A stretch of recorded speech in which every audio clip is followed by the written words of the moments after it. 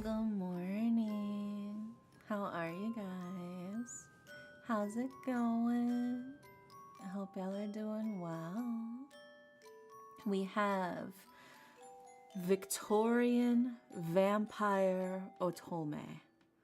It is officially otome season. I have all of next week. We are playing otome games for the otome game celebration on Steam. I have so many. I try to jam pack into my schedule, including this one. First shot of the stream, there's already a bunch of hot guys. Yeah, baby. So today we are playing Crimson Waves on the Emerald Sea Amaranth Moon. The title is really long, but it's because this is technically a sequel, but it's a standalone sequel. So we're supposed to be able to play this without having any prior knowledge of the previous game, which is just Crimson Waves on the Emerald Sea. So I'm interested to see how the writing holds up when I'm going into this basically blind as a standalone, right? But also let you guys know how much I love vampires. So I'm very, very excited for this. Yeah, welcome in. Let's see who all we got here. First was taken by Neon Harper. Oh my gosh. Thank you so much, Harper, for taking my first today. Makes me very, very happy you could be my first. And then Daily Pillows, we've got Jacob on YouTube. We have Rockadon, Leonix, Vortexiality, Barb, Jeremy, Nordy, and Shorts. Welcome in. Welcome in. I hope y'all can be nice and comfy cozy with your daily pillows. Yeah, I appreciate you guys spending time with me too. Yeah, the froggies here. The froggies sniped the first this time.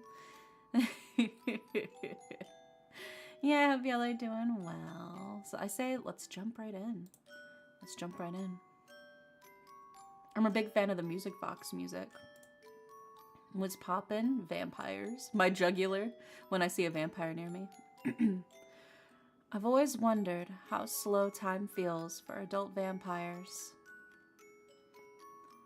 For the fleeting time I was a vampire as a child, it was like a never-ending summer afternoon. Some days I could play the day away with no heed for the time. I could explore every room in the manor thrice over, running from every corner to the next. Other days, the hours slinked by, every second dripping by slower than the last. Even the shades couldn't shield the manor from the oppressively sticky heat of the summer. Every step felt slower than the last. But for adult vampires who age at half the rate of humans, is it the same feeling of being stuck indoors during the longest summer day of the year? Hi, Crystal Gameworks! Yeah, we're playing it! Welcome in! Or is it more akin to sitting in a backed-up doctor's office, or watching the fire crackle during the first snow of the year, or waiting on a train that's forever delayed? It's annoyingly introspective thoughts like this that creep their way in as I have nothing to do but watch the grandfather clock tick closer and closer to the half-hour mark. A whole half-hour I've sat here, waiting. For nobody, apparently. All of the cordial letters and handcrafted gem samples I'd been sent were a sham. Or a prank. Once we agreed to meet in person to finalize the business proposal, he hightailed it elsewhere. I clench the body of my dress. The clock chimes in mockery of me. Not even a servant has so much as entered the room or hallway to inform me of his tardiness. As the grandfather clock's chime echoes in the room, I glance outside. The day is almost over, but there's still some daylight left. Time better spent outside than in here. I ease my shoulders, promptly standing, and I leave. Look at her, I love her. She's got that classy Ojo-sama look to her. The nerve of him to gush about how interested he was in my business proposition, to boast about how perfectly handcrafted his gems were, only to stand me up. If another letter arrives from him, I'm tossing it into the fireplace. I trudge down an alley, not wanting to hit the crowds walking down the main street in broad daylight. At this time of day, the sun feels its brightest and most headache-inducing. The back alleys, however, are always a pleasant source of shade in areas of town devoid of trees, perfect on a hotter day like this. But they're also perfect for hiding people. A darkened figure tags along about a block's length from me. I skip to another alley. He follows. I press against the wall as I pass by a few workers in another alley, turning at an intersection while I'm obscured from behind them. He still follows. I'll have to do something more drastic. Oh my god, we're being stalked. The hunter becomes the hunted. I double back to the first alley, making a long circle, well, square, to get there without running into him. Also, hi Astra, welcome in. The stairwell of the building juts out just enough to hide myself with, so I lay in wait there for my pursuer. No one appears around the corner. Maybe he gave up already. I lean forward to look down the alleyway, but something tugs on my hair ribbon. Hey! What do you think you're doing? Giving chase. Looks more like you're running around and up to no good. You're no fun. What are you doing out of the meeting so early? Went to check in on things and nobody was around. I skip past my brother, ignoring his question. Hey! Come on, I want dinner. He didn't show up, did he? He must have thought he was too good for my offer. He'll see he can't get far without help. I grip my teeth. I can feel Nemo looking at me with pity. All right, let's go home. I turn back to grab his arm, but instead I'm met with a hand pushing down on my head. Hey! I'm sorry it was a no-show. You'll find a better fit soon. So hi, Wandering. Welcome in. Thank you for the lurk. Just don't try to rush these things. It's not like I'm gonna kick you out. You don't even own the place, you moocher. I'm not a moocher. What's his is mine, and that's how marriage goes. For someone who avoided commitment like the boogeyman, he sure is bragging about it a lot now. Now come on, let's go home. He lends me an arm, leading us out the alley.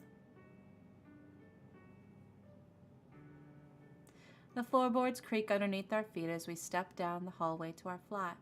Darkened wood lines every wall, making the space feel several shades darker than it actually is. Most of the other residents should be home by now, winding down for the day. But more so than the sounds of our footsteps, the melody of a violin permeates through the hall. It's soft and cautious, each note more careful than the last. You can practically imagine someone reading from sheet music while playing the notes. There's something quite relaxing about it. Not overwhelmingly loud, but comfortably resting in the background. The piece echoes through the walls, making it hard to tell where it's coming from. As we near our own flat, though, the notes stop. I sigh to myself that we won't be able to hear it at dinner. Oh my god, look at him! He's so pretty! I'm so sorry to hear about that. I've heard so many good things about him. He's the jeweler who made my brooch and my cravat, after all. Brooch? Brooch? It's brooch, but I don't know why I said brooch. Brooch. This is brooch. Maybe something urgent came up? I'm sure you'll hear from him next day or two. How dare he, sending all those buttery letters only to stand you up. You act like it was a marriage proposal. It's a serious crime, that's what it is. Oh my god, puppy. Woof. It's not that either. It's a nuisance. I stab the pork chop on my plate. They're all suddenly more interested in eating their own meals. The food is rather good, thanks partially to the cooking classes Ambrose is taking, but it just doesn't sit well with me. Not tonight. I eat quickly, leaving a little under half of it still on the plate before heading to my room.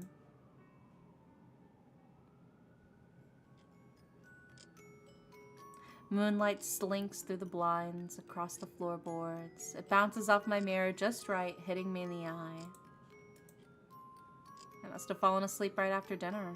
I don't usually take naps so late in the day. I pushed myself up on my bed, rubbing my eyes. It may be nighttime now, but I don't think I was asleep for very long. I can hear noises from the other rooms, so Nemo and Ambrose are still awake. Something on my nightstand glints at the corner of my eye. It's my bottle of pills. A modern marvel of medicine to some and an expensive hoax to others, emeralds refined to the size of a pill have been found to be the cure for vampirism, effectively negating a vampire's heightened abilities and their dependence on blood. Oh my gosh, she's taking the pill. She on the pill. At just the right size, they can be digested and dissolved into a person's body. Any larger, and they can become poisonous to vampires who are weak to precious gems.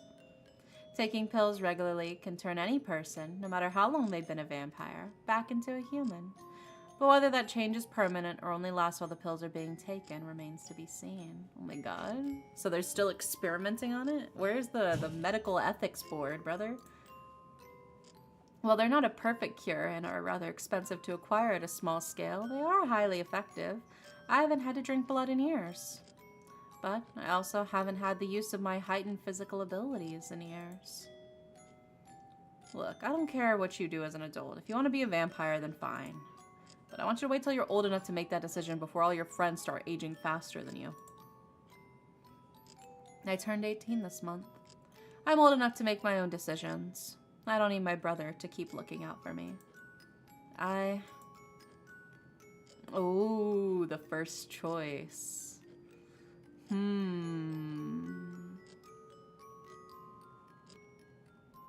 Do I revert back to my nature as a vampire, or do I keep taking them? We'll do it for the science. I'll do it for the science to see if it actually lasts. I pick up the half-full bottle, shaking it gingerly. The emerald pills are small enough to go inside a ring.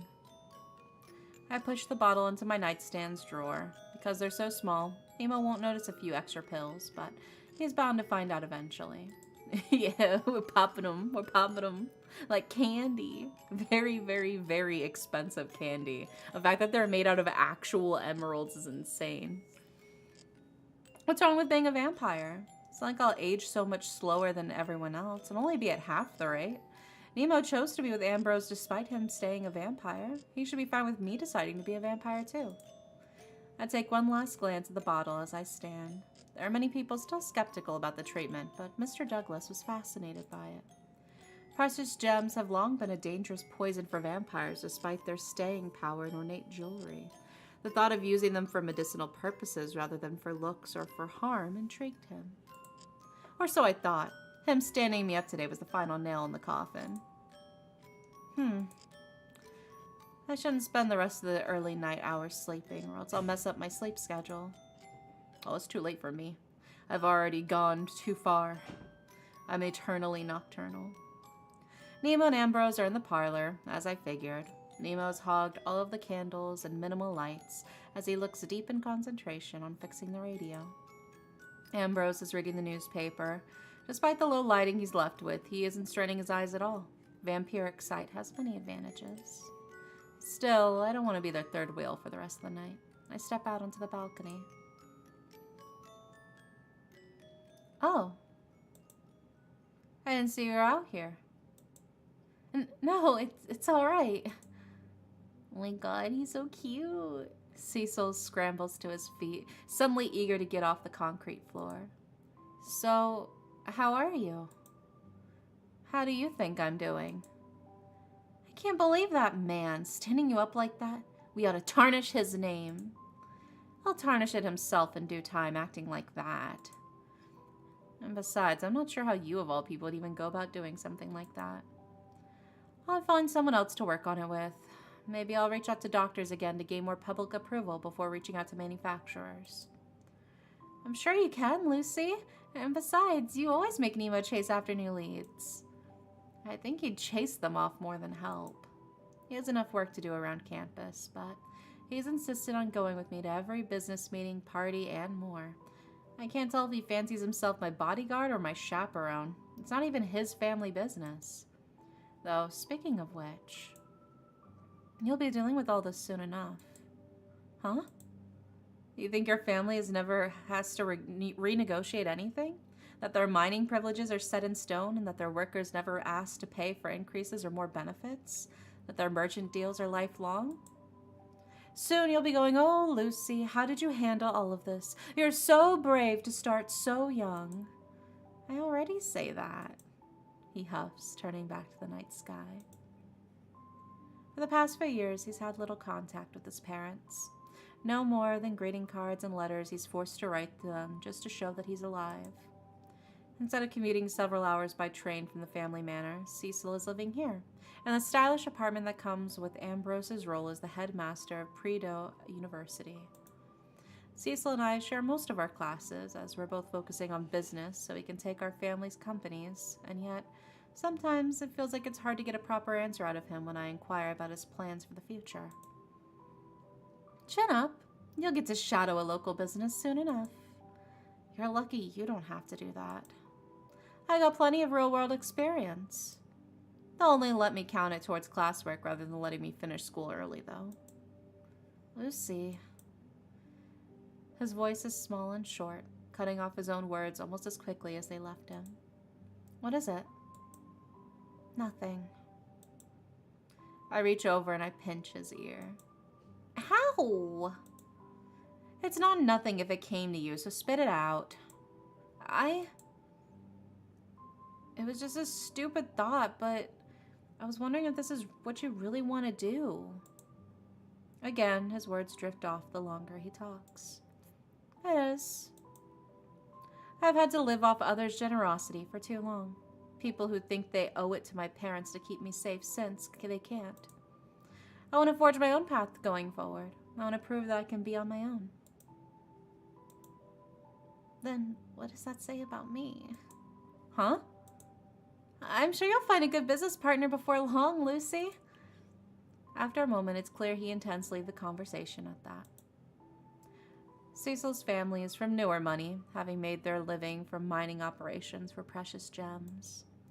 While his ancestors may have sweated it out in the mines, the current generations live by signing deals with the property owners, negotiating labor work, refining the gems, and more. The idea of an opportunity has not been lost on me. Every time I bring it up or mention it, however, he lets the conversation drop. At least, it's a nice night out here, isn't it? I match his gaze. Far beyond the rooftops, stars dot the sky above us. They shine back at us vibrantly, almost twinkling. I don't want to be so dependent on others anymore. I just want to build something for myself.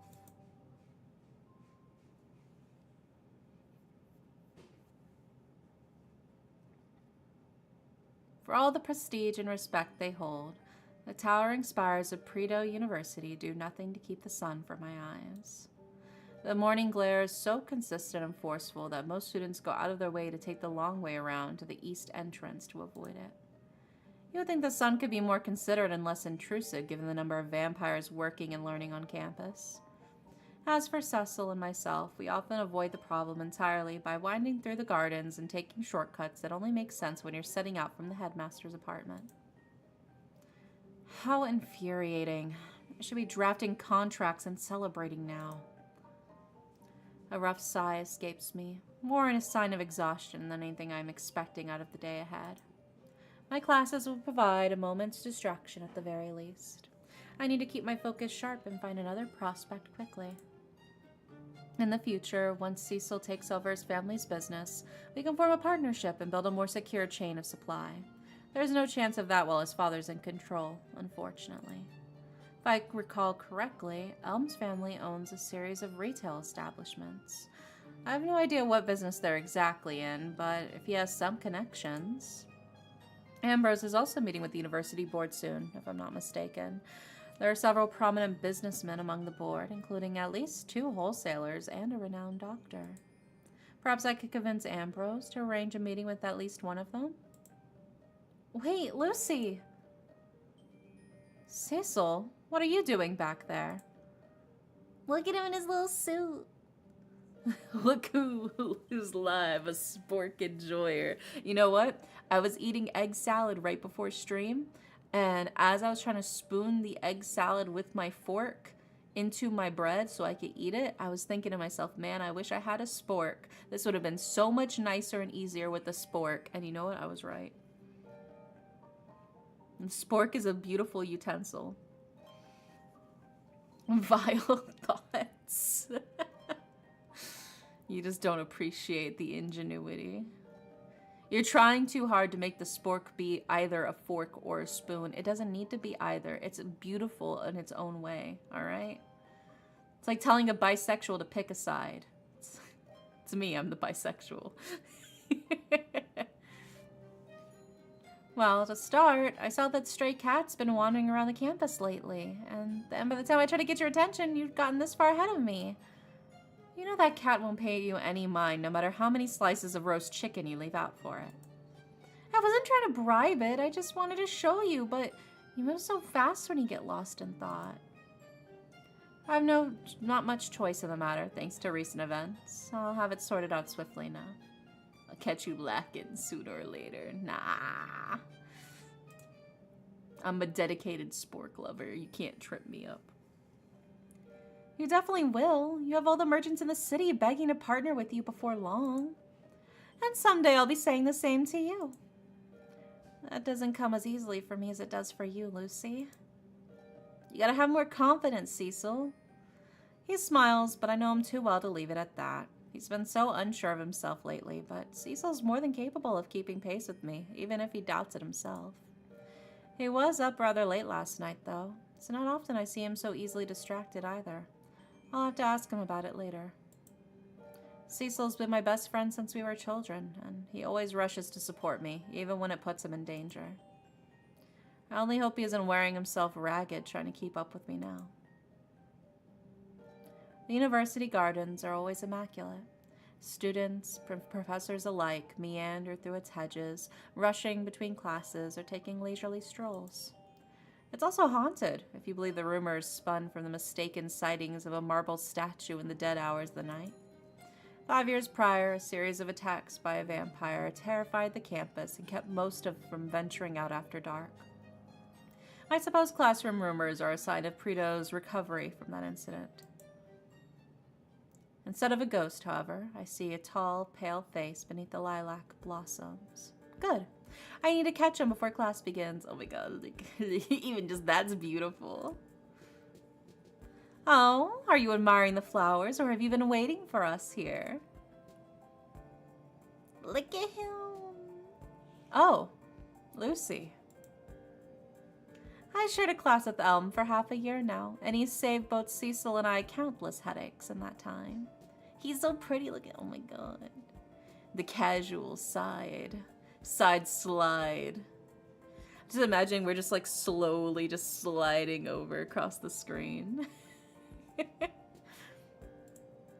For all the expertise and wisdom kept in these hallowed halls, most of our professors are dead set on explaining things the most obtuse and unreasonable ways imaginable. Elm has a keen talent for translating all of their theoretical jargon into a language anyone can grasp. His family has several holdings in retail business outlets, though now that I think of more on it, I don't know much about what they do or where their money comes from. Elm doesn't like to give particulars about his family. It's easy to forget the details when we talk. He always listens intently, and he's consistently surprising even our professors with his insights. Not that you'd know from the detached air about him. No matter what the situation, Elm can always set someone at ease. Most often, I think, by taking much of their unease onto himself. Do you have a moment before the professor arrives? I'd like to speak with you about... I'm sorry. His voice is so brittle. It's usually hard to read any of his expressions, but right now he's clearly preoccupied. Not today. What? I'm not in a sound state today. Do you feel unwell? You look the part, no doubt. He shakes his head. Lucie, there's something I'll tell you later. Wait, just a minute. Before I can ask him what's on his mind, he ducks in the classroom and makes his way to a desk. Oh my god, what could be happening? What's on his mind? Lucie, what was Elm saying? He seemed sort of out of sorts. I'm not sure. It's almost as if he was in shock. You don't think he caught a summer cold, do you? I almost hope it's as simple as a passing sickness, but I've never seen that heaviness in Elm's eyes before. Ah, the professor's on her way. Lucie, let's head inside. Yes. Elm trudges ahead and sits down in the back corner of the classroom, far from his usual seat near Cecil and I. Oh. Now he's even sitting further away than he usually does from us? Damn. I may not get another chance to speak with Elm until after class. Asking about his family business can wait. I won't leave one of my friends languishing like that. Though I'll admit it's often hard to read his expressions. Maybe it would be a bad idea to press him on anything now if he's feeling unwell. My nose wrinkles and I force myself to follow along with the professor's droning. Finding Elm after class proves more troublesome than anticipated. He excused himself partway through the lecture and never returned, and now I've no inkling of where he might be. I doubt he's avoiding me in particular, but it does seem as though he's avoiding everyone. In which case, why would he have come to class today at all? I sigh and pace through the campus gardens, borrowing shade from the hedgerows as I consider whether I should keep up the search or let Elm be and turn my focus elsewhere. Perhaps I ought to reach out to another jeweler, though if Douglas calls on me again, well, he's had his chance. Oh, Lucie, is there another villain in need of reprimand? That's nothing that drastic. I'll have it all sorted out before long, provided that my brother doesn't fuss over me every step of the way. He's so pretty. He's so pretty. And for what? He's so pretty and for what? He's already got a partner. He's already locked in. I'm just dangling the most beautiful man I've ever seen just casually in front of me. And then being like, you can't have him. It's like tying like the carrot to the string and then just like pulling me along. But the string leads over a cliff. He's showing his concern as best he knows how. You finished your classes for the day, haven't you? I happen to have a free moment and was planning on taking a walk into town. I'd be delighted to have you join me. Ambrose offers me his elbow and a space beneath his parasol, a gentle but nonetheless insistent invitation. He's far more considerate than his husband. Honestly, Nemo could at least ask before showing up here to herd me like a wandering goat.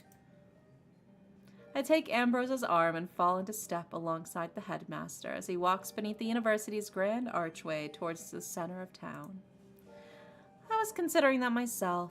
I won't refuse the company, though I can't stay for long. You won't have to worry on my account. My errand should only take a few minutes at most. I suppose he's not in today either.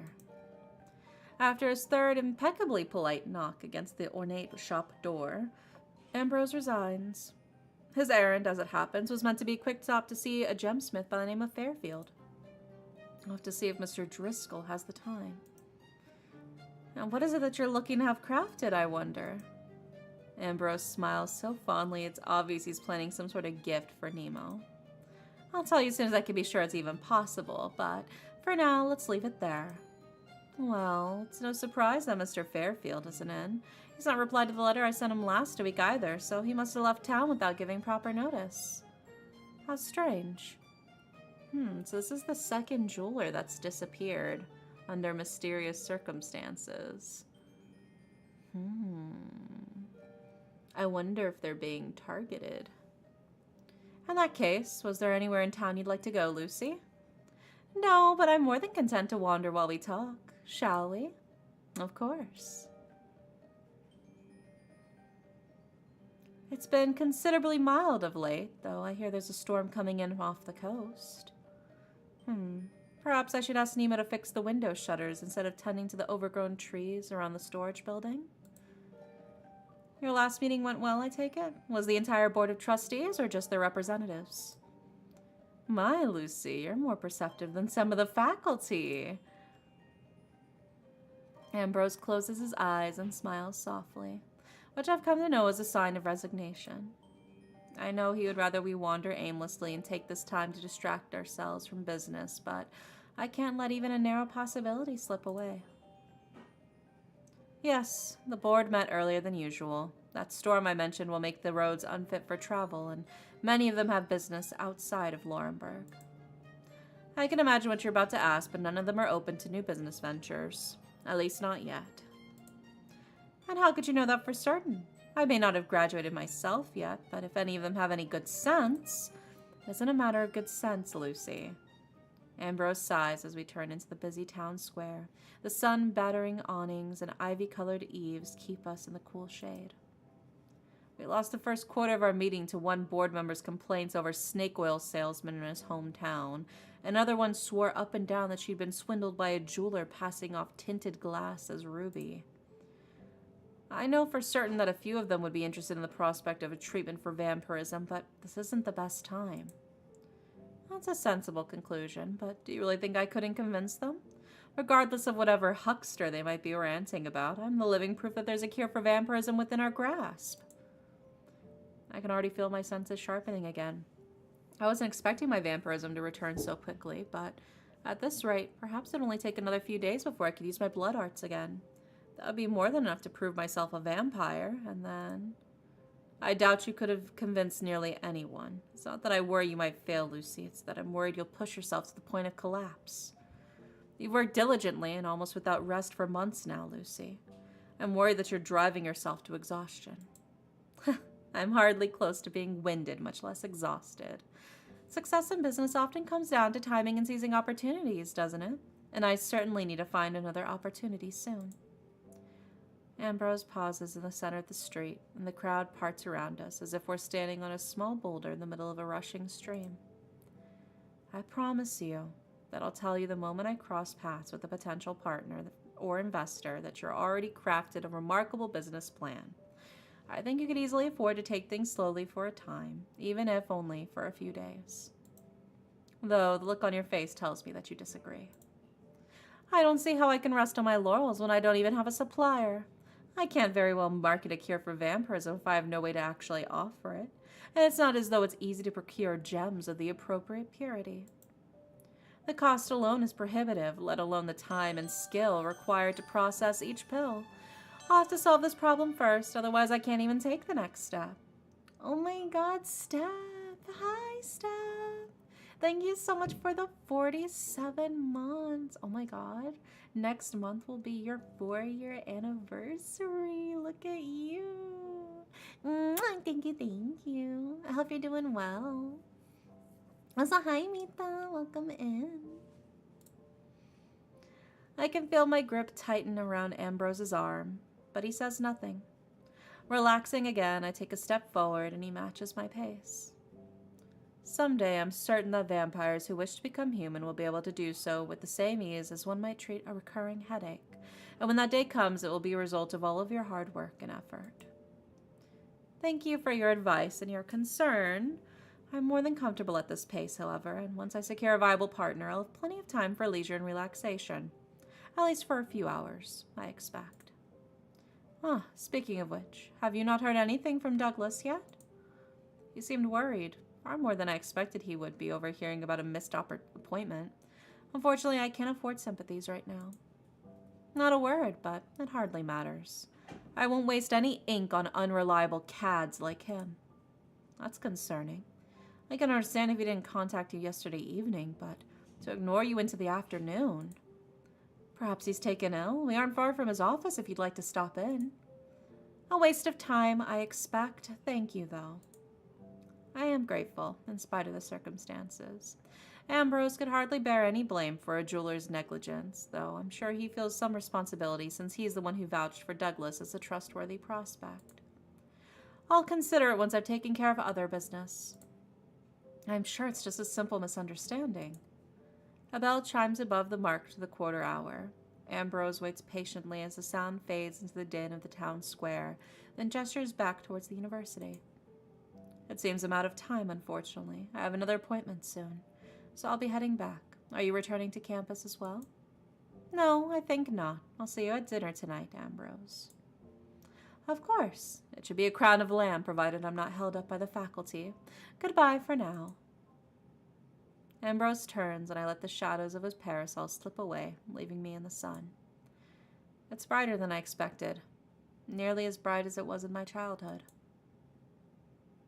The afternoon crowds have filled the town square with laborers and tradesfolk winding through the bakeries and market stands on their lunch break. Carriage wheels and newly shod horses leave a dull staccato in the air as they pass one another in the street. Shop bells ring one after another, the large fountain babbles conversationally to the people gathered around it, and in the distance a small crowd applauds. I consider that Douglas's office is on the far end of the square, but the sound of the violin catches my ear. Is that what warranted the applause I heard? There's something both immediately familiar and uncanny. I've never heard the song before, and I've certainly never heard it in this place, but the melody feels eerily nostalgic. I suppose a skilled performer can evoke all sorts of emotions in their audience. Let's see what sort of person this fiddler is. The quick triplets and rich vibrato echo through the plaza, but actually seeing past the gathering crowd is becoming a hassle. A group of taller men in particular stand to the right in the middle, and I have half a mind to drag them to the back of the audience. There are people behind you, you dolts. I reach forward to pry the wall apart when the fiddler strikes a sharp chord and leaps up on the fountain's edge. Oh. They raise up their violin, and their fingers dance across its neck. The audience claps to the keen to keep time. A bubbling warmth rises in my chest, and yet I can't look away. Oh my god. Got a mask on? And gloves? Okay. Sort of like a olive-toned hair. We'll keep that in mind. Olive-toned, shaggy hair. Alright. They wore a mask, but they were clearly handsome. Their slick-back hair shines in the afternoon sun, and their hands cradle their instrument with a fierce delicacy. And the sound, I don't know whether they were trained, but they're bursting with energy, as if they can't help but draw their bow across the strings. It's enchanting. I've attended a fair number of performances in my life, from full chamber orchestras to unaccompanied singers in a roadside tavern. It's been years since I've heard a performance so desperate and impassioned as this. It's almost as if they're gasping for breath, and that violin is the only air they can breathe. Finally, the middle-aged man barring my path steps aside, and I move a bit closer to the front for a better look at this masked fiddler. A moment passes where they look in my direction. Despite the mask, I can tell our eyes meet. Their bow hangs for a half-beat too long, and they hop back down to finish the song. Before I can find them again, a round of applause rings out, and the people around me plead for an encore. The clasp of an instrument case clicks shut. Are they leaving already? I need to get their name at the very least. A musician with that level of passion and talent could do better than busking in the square. And I wouldn't mind hearing them play privately for me either. Wait! There's no path forward. Eventually the crowd breaks and people start dispersing in a dozen different directions. By the time I reach the fountain's edge, the masked fiddler is gone. I sigh to catch my breath. That's likely for the best. I almost let myself get carried off track. Handsome musicians are a hazard in many ways. I wonder what the business prospects are like for the agents and representatives of popular performers. Aren't you taking on enough work as it is? I'm more than capable than when I was a child, Nemo. More capable of running yourself ragged, maybe. I glower at him. And what have you come into town to fetch? Nemo lifts up a bundle of meat wrapped in butcher's paper. A crown, apparently. Come on, I'll walk you back unless you still got business here. No. I sigh and let my shoulders sink. Let's go then. I'm getting hungry. You know this is for dinner, right? Don't worry, I'm not going to eat your husband's crown. Nemo holds his arm out, and I take it as we move through the din of the afternoon traffic. In a short while, we'll be back at the apartment, and I'll need to start drafting more inquiries and preparing samples. I'll consider what Ambrose said earlier. If I can secure a reliable supply of gems, then I can prove the treatment's effectiveness more easily. The evening will pass uneventfully, and by week's end, I'll forget all about Douglas's audacity and insult. But that calm, unremarkable future doesn't come to pass. As we wind through the square and emerge from an alley, I catch a glimpse of the building where Douglas keeps his office. 5 police officers are gathered around the open doorway in a huddle while the other officers filter in and out of the narrow hallway. Stray catchphrases reach my ear. He's been here a few hours. Another says something like, already going cold. Found him earlier today, possibly since. Damn. Carriage rumbles past and drowns out the rest of the phrase. A chill sweeps over me, and my feet pull me toward the ominous chatter. No reassurance or comfort are waiting for me in that office, nor in the overhearing of the officers outside. Even so, I walk closer. A rush of foot traffic floods in the street as passengers head for the train platforms. In the chaos, it's easy to slip away and duck behind an oncoming carriage before Nemo can even notice I'm gone. Oh, we're investigating now. The clock chimes at the top of the hour, a moment before I reach the doorway. Outside, the police are still chattering about how hard it will be to cordon off the area and turn away gawkers. They don't seem too concerned with all the people passing in and out of the main building, though. It's almost embarrassing that I can slip in so casually without drawing a second glance. Douglas's office occupies the ground level of a fairly new yet imposing building close to the center of Laurenburg. See if the neighbors have heard anything first, and then finish documenting the scene. Call for a chemist while you're at it. That teacup smells like shoe varnish. Yes, sir. And you there, check the locks on all the windows for tampering. This one's looking a lot like the Fairfield case. Oh? So the jewelers are being targeted. I heard an officer's voice coming from an open doorway to my left. He continues, but I can't follow his words anymore. My eyes fall to a prone, rigid form draped across a sofa near the back of the room. One of the officers steps aside, and the face of a corpse stares back at me with gaunt, glassy eyes. The officer's chatter confirms my fear. The man I was supposed to meet yesterday evening is lying dead in his office with blood caked around his lips and staining his tie. Someone there? Clear out. This is a crime scene. No gawkers. My legs move before I can think clearly. Douglas is dead? How? When? The nearest doorknob's already in my hand. Good. That's unlocked. My shins slam into a low table and I tumble backwards into an armchair. The sunlight stings my eyes, as if I hadn't suffered insult enough, and then my vision adjusts. I've often felt the unnerving sensation of reliving memories in a dream. It's never happened to me in the waking world, though. A grandfather clock chimes, echoes through the room. I glance outside, and the sun is still high above the rooftops.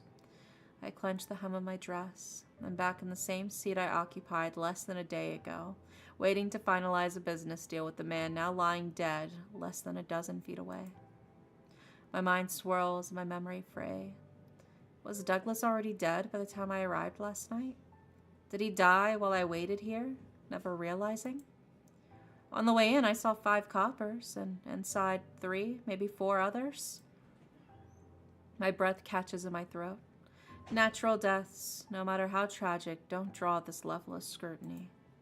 Murder, I'd like to be overreaching and leaping to unreasonable conclusions, but I can still recall the odd figure I chased through the alleyway last night. Did they see me? Did they know I was here? Was Douglas being killed as I sat in this chair? One of them mentioned Fairfield earlier. Is that the same Mr. Fairfield that Ambrose tried to call on earlier today? Stray syllables leak out the neighboring rooms, but I can't hear anything completely. If I press my ear to the wall, though... Who's there? I tear my face from the wall and grip the arms of the chair so firmly that my nails nearly rip the upholstery. Oh, my apologies. I wasn't aware anyone else had an appointment today. This is crossing into absurd. Why is Elm here? And why has he changed his outfit completely since he was in class? I hope you've not been waiting long. No, I only arrived moments ago. Good. I can pour you some tea if you'd like. No, thank you. If I may ask, go right ahead. What exactly are you doing here?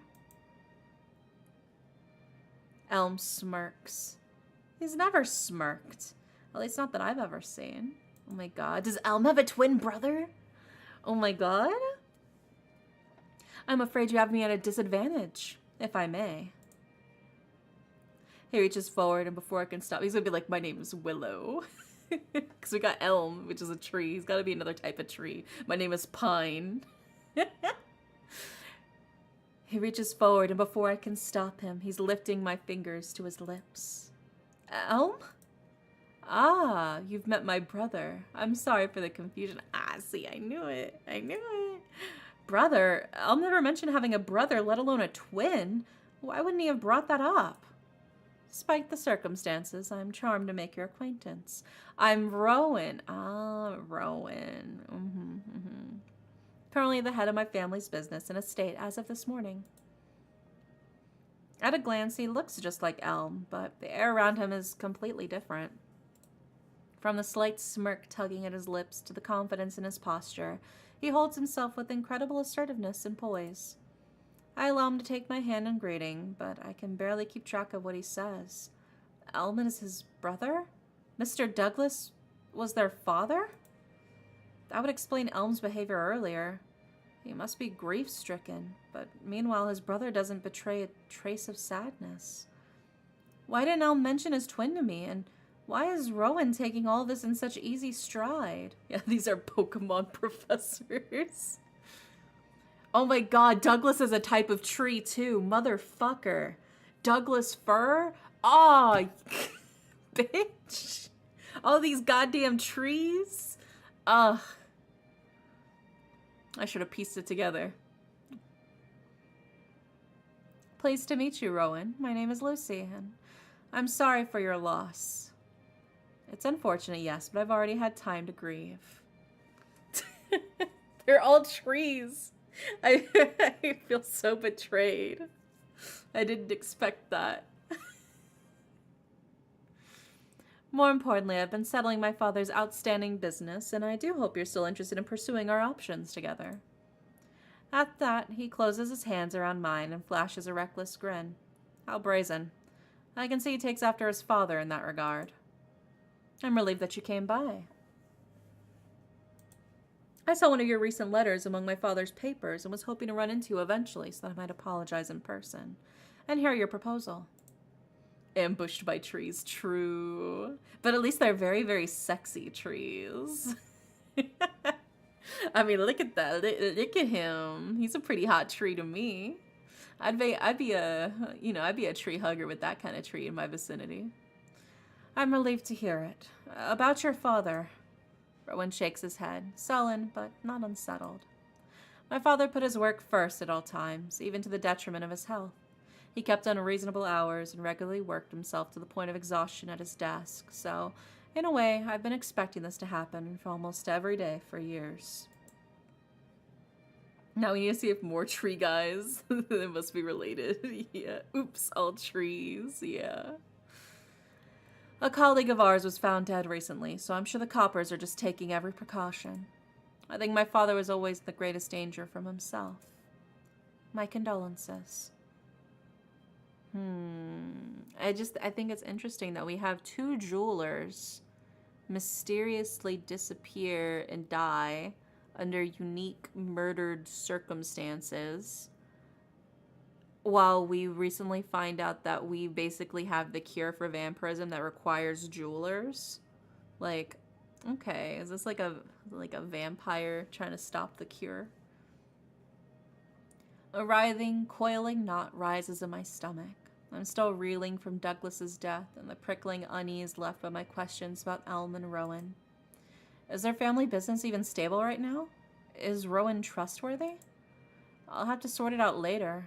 At present, I need to know exactly why the police are here in such force, and I doubt that figure fleeing the scene last night was just a harmless bystander. If you have everything in order, shall we continue discussions of our potential partnership? Ah, unfortunately. The day after tomorrow is the earliest I could give you the attention you and your ideas deserve. The day after tomorrow. That's acceptable. Thank you for your understanding.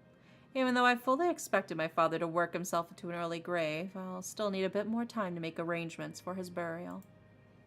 Rowan smiles easily, but despite his confidence and aplomb, he can't hide the crooked knot in his tie or the stray loose buttons on his cuffs. I wonder if he's taking his father's death worse than he appears. Still, I don't see why the police would be so interested in a jeweler's natural death, no matter how untimely. You have my sympathies. What time should I meet you then? You're pretty forward, you know. I think Rowan's bark is bigger than his bite. No, you're thinking of Elm. Elm definitely has a bark that's bigger than his bite. Rowan's much sweeter. He's very like flirty, very he hides his emotions with a smile, I feel like. I feel like he's very much got like that very crisp, clean facade on the outside, while Elm doesn't really have the same type, you know? I'm not fond of delays unless they're absolutely necessary. A woman of ambition and charm. Let's meet at my family's manor after breakfast. It's close to the university, and we'll waste less time stepping aside for the coppers. Perfect. I'll look forward to formalizing our partnership then. As will I, Miss Lucie. Rowan bows deeply, raising his face to meet my eyes and flashing that reckless grin of his once more. He clearly inherited his father's sense for flattery. In the window just behind the grandfather clock, I noticed Nemo searching for me among the afternoon crowds. I'm not feeling at ease with the police lingering so close by either, so it's time I head back. Thank you again. It's been a pleasure to meet you in spite of circumstances. I'll take my leave. Of course, and we'll speak again soon.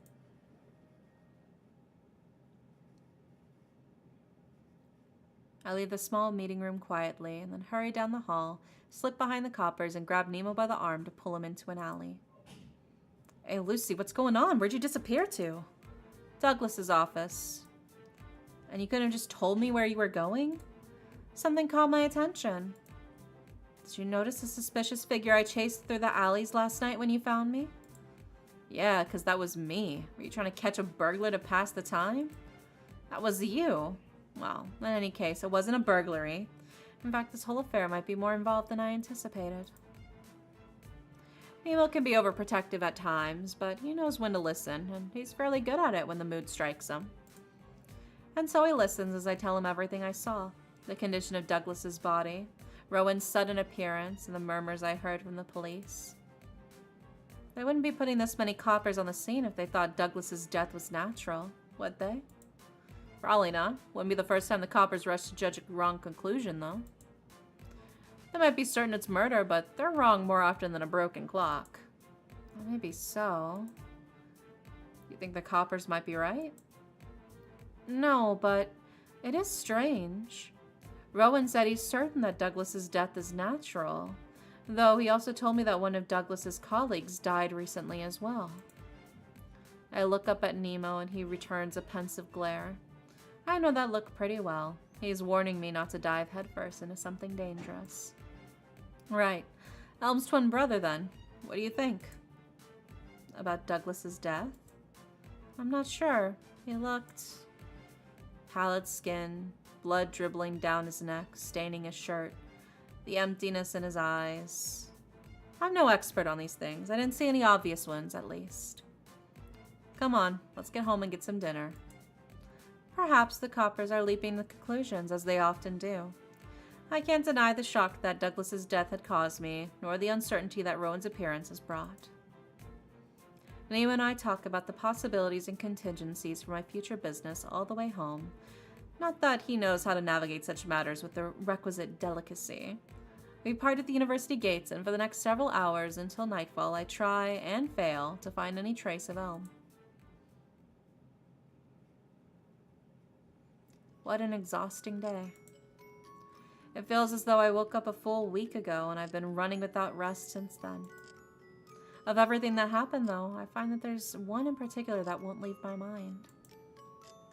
Oh. What worries could be on Cecil's mind as of late? Elm seems so distraught I want to check on him tomorrow. Rowan in his oddly relaxed demeanor, what is he thinking? And that handsome fiddler in the town square. It's so funny. How do we know he's handsome? He's wearing a mask. Brother is fully covered with gloves and a mask. And we're like, oh my god, he's so hot. How do you know?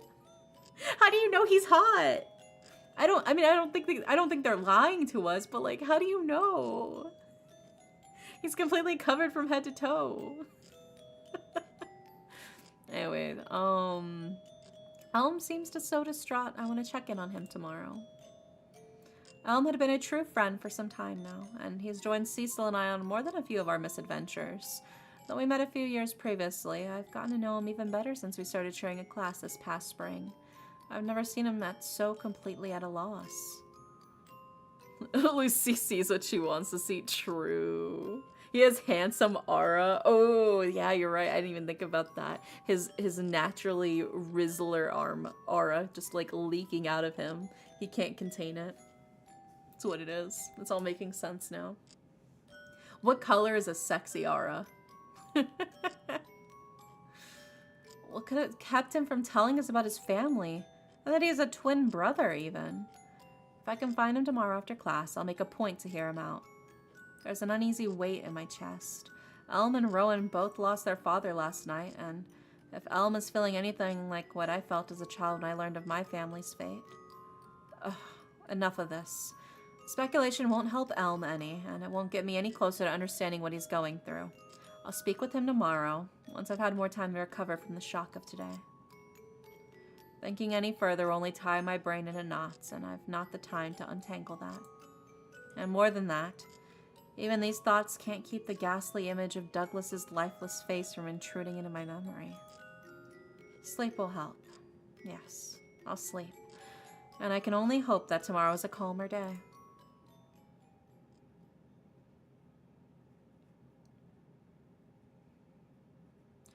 Nostalgia can be an insidious thing. It's all too easy to hold the fondness for memories when the pain of the moment dulls and you remember only the simple sweetness and thrill. On a particularly bright summer morning, I catch myself getting wistful as I think about the time I spent darting through the empty classrooms on campus, hiding out in haylofts and scouring back alleys while I searched for answers. In spite of any excitement I felt 5 years ago when Cecil and I planned stakeouts to search for my parents' killer, my memory of that time is still stained with tears. Whenever I feel a nostalgic pang as I pass by a classroom and recall the fun I had roaming free in Laurenburg, I remember how many nights I spent crying myself in a restless sleep. I don't even remember my parents properly, and just learning of their deaths devastated me. Tears and clenched fists and bared fangs and reckless adventure all led me to an even more painful answer in the end. Grief never follows a convenient course, and there are rarely simple villains whose dispatch will close all of your open wounds. Elm and Rowan lost their father just hours ago, a father they both knew and spoke to every day. No, perhaps that's not right. I don't actually know anything about Elm's relationship to his family, do I? In all the time we've known one another, he never mentioned that he has a twin or that his father was a prospective business partner of mine. I'm sure I mentioned the deal to him at least once while we were studying after class. Rowan's face keeps coming to mind as well. He was charming, inviting even. If I hadn't seen his father's corpse moments before, I might have even had butterflies in my stomach. A familiar mixture of confusion, excitement, and mystery on the edge of terror fills the space between my thoughts again. Sitting at the front of the classroom, I can't keep the whirl of memory and curiosity from distracting me. If Rowan was so unfazed and moved on so quickly from his father's death, was their relationship really that bad? If so, then why is Elm so distraught? Even now, I can tell he's barely paying any attention to the professor, though if he's close with his father, why has he never mentioned either his family or his siblings? Of course, the most salacious possibility could be true. I already entertained and dismissed the notion that Rowan had killed his father to take over the family business, and that Elm was living in fear of what might happen to him in the aftermath. I can't wait to meet their sister, Sakura. Yeah, true. It was my first and immediate suspicion after leaving Douglas's office, but Nemo and I both agreed that it was unlikely at least. If Rowan were the killer, he could have chosen a far more convenient time and method that would draw less suspicion onto himself. I'm not fully convinced that he is innocent, of course, but I'd like to believe him. Perhaps I'm just extending goodwill to him because of my concern for Elm. That will be all for today. We'll be discussing the next treaties on currency exchange later this week. You may call upon me if you have any questions in the meantime. Dismissed. Elm, wait here. Yesterday, I met your twin, Rowan. A twin brother? Really? Elm, why didn't you tell us? Does he go to school here too? I didn't. There's been a lot happening lately. Yes, I heard about your father. Elm, I'm sure you had your reasons, but why did you keep all of that a secret from us? I may be entering into business with your brother, and I want to know. I suddenly stop, and the rails of my thoughts vanish beneath me. What am I expecting of him now? What is it that I really want to know? I don't know. Elm looks so exhausted and anxious. There's this miserable, icy weight in the pit of my stomach. And why do I feel so incensed? It's nothing worth mentioning. We should get going. There's another class coming in soon. And Elm, is that true? Wait a minute, Lucie, you mean that scoundrel who stood you up as Elm's father? I'm sorry. I need to go. There's an appointment, and Elm backs away as he stammers out his words, his eyes never meeting my own. I reach out to grab his shoulder, but he's even quicker than I expected. He leaves Cecil and I standing in the midst of the other students, filtering through the classroom door like water over a weir. Thanks a lot, Cecil. Now you scared him off. Let's follow him. I'm worried about where he might wander. I think I'll leave him to you, Lucie. Cecil gives me a sheepish smile and ducks away. I forgot something earlier, so I'll stop by town to fetch it. Don't wait up for me. Huh? What did you forget? I can lend you my books if you need me. I don't think Cecil's even listening by now. Is he anxious about excavating Elm's family secrets? He hurries away, waving an apology as he goes. Wait, Cecil! He doesn't wait, though. There was soot on his knuckles. That closes off any room for doubt. He's absolutely hiding something, and knowing Cecil, he's liable to get in over his head before he realizes he should ask for help. Well, I'm not about to leave him at that. Except that I can already see Elm making his way into the hall. If I lose sight of him now, I may not be able to find him again until the day after tomorrow. I gotta follow Elm. As much as I'd like to know what Cecil's rushing off so suddenly for, I know he'll tell me in time. Elm, however... He should only be a few paces down the hall, and he still isn't even walking quickly, but every step toward him feels like I'm walking through lapping waves. I'm anxious. I was too focused to notice it sooner, and now I've only got the span of a few yards to think of what I'll say. I need to know why he kept his twin's existence a secret, but what do I say to someone who just lost their father just 2 nights past? Wait, where has he gone? Oh my god, he disappeared. I hesitated only for a moment. He's probably on his way back to the manor, right? Elm? Elm? No reply, as I expected. I'm not in shoes built for sprinting, but I can manage 100 yards at least. I recall the directions Rowan gave me well enough. I should be able to follow the roads there and catch Elm along the way. Unless he's running at a breathless pace, I should at least be able to catch sight of him before he shuts himself away. And I can easily keep up this moderate pace for longer if needed to, but I don't. There's no reason to keep running. I move past a pair of sullen, downcast faces beneath the blooming lilac arbor, and I stop. I'm not out of breath, but I still feel my pulse quicken. I sit down beside the stoic marble bust of one of the university's founders on a short pedestal, and I look up through the vines. Perhaps Ambrose was right. There are things I might miss if I rush too quickly straight ahead. The flowers here are lovely. They only bloom for a day or two. They'll be gone once the storm passes through. Beside me, Elm's face is just as graven and dark as the statues, keeping watch throughout the garden. His voice doesn't carry a tremor, and it's softer than usual, almost wary. A shame, then. I'm sure Ambrose wouldn't mind if we cut a few to keep before the wind carries them off. Whether the headmaster minds or not, I don't think your brother would let you steal the gardener's shears again. Why not? I can snip a little bit. The next thought doesn't form completely in my mind. Elm and I both linger uncomfortably for a moment. Elm tenses briefly as I reach up. For now, I have to do without asking about Rowan. I pinch the stem of a lilac high on the arbor, twist it swiftly, and snap it off the vine. I offer it to Elm, rightly proud of myself. I don't need to steal anyone's shares, fortunately. It seems you don't, Lucie. He's smiling. At least a little, which is significant for someone like him. So, Elm takes in a slow breath. You heard that my father died the night before last? Yes, I'm sorry. No. It's not... I didn't expect it. I thought it wouldn't happen for decades more. My father wasn't the most present man. He worked from before sunup to long after sundown, week upon week. He especially threw himself into work over the past several years. I always thought he would work away his grief in time. I wanted to talk to him. It was today that we were supposed to meet. You don't have to say anything more than you like. If you want to talk about your father, though, I've got a better set of ears than the founders. I tilt my head towards the marble bust beside us, and Elm chuckles lightly. They are attentive, at least. With some effort, Elm rises to his feet and accepts the lilac I plucked as he does. The sight of him bringing the petal up to his nose, smiling at the scent, and then placing the flower in his breast pocket is unexpectedly beautiful.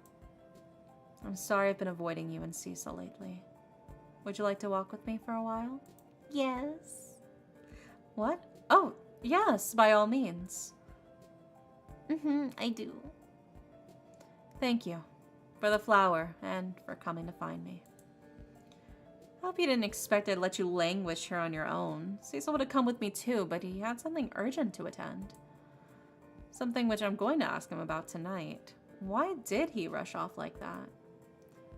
And these vines are all so old and well tended, I doubt even a hurricane could stop them from blooming year after year. If only it were that easy for us. I can hear bitterness pulling down Elm's quiet laughter. We walk on through the garden and soon through the university gates and into town.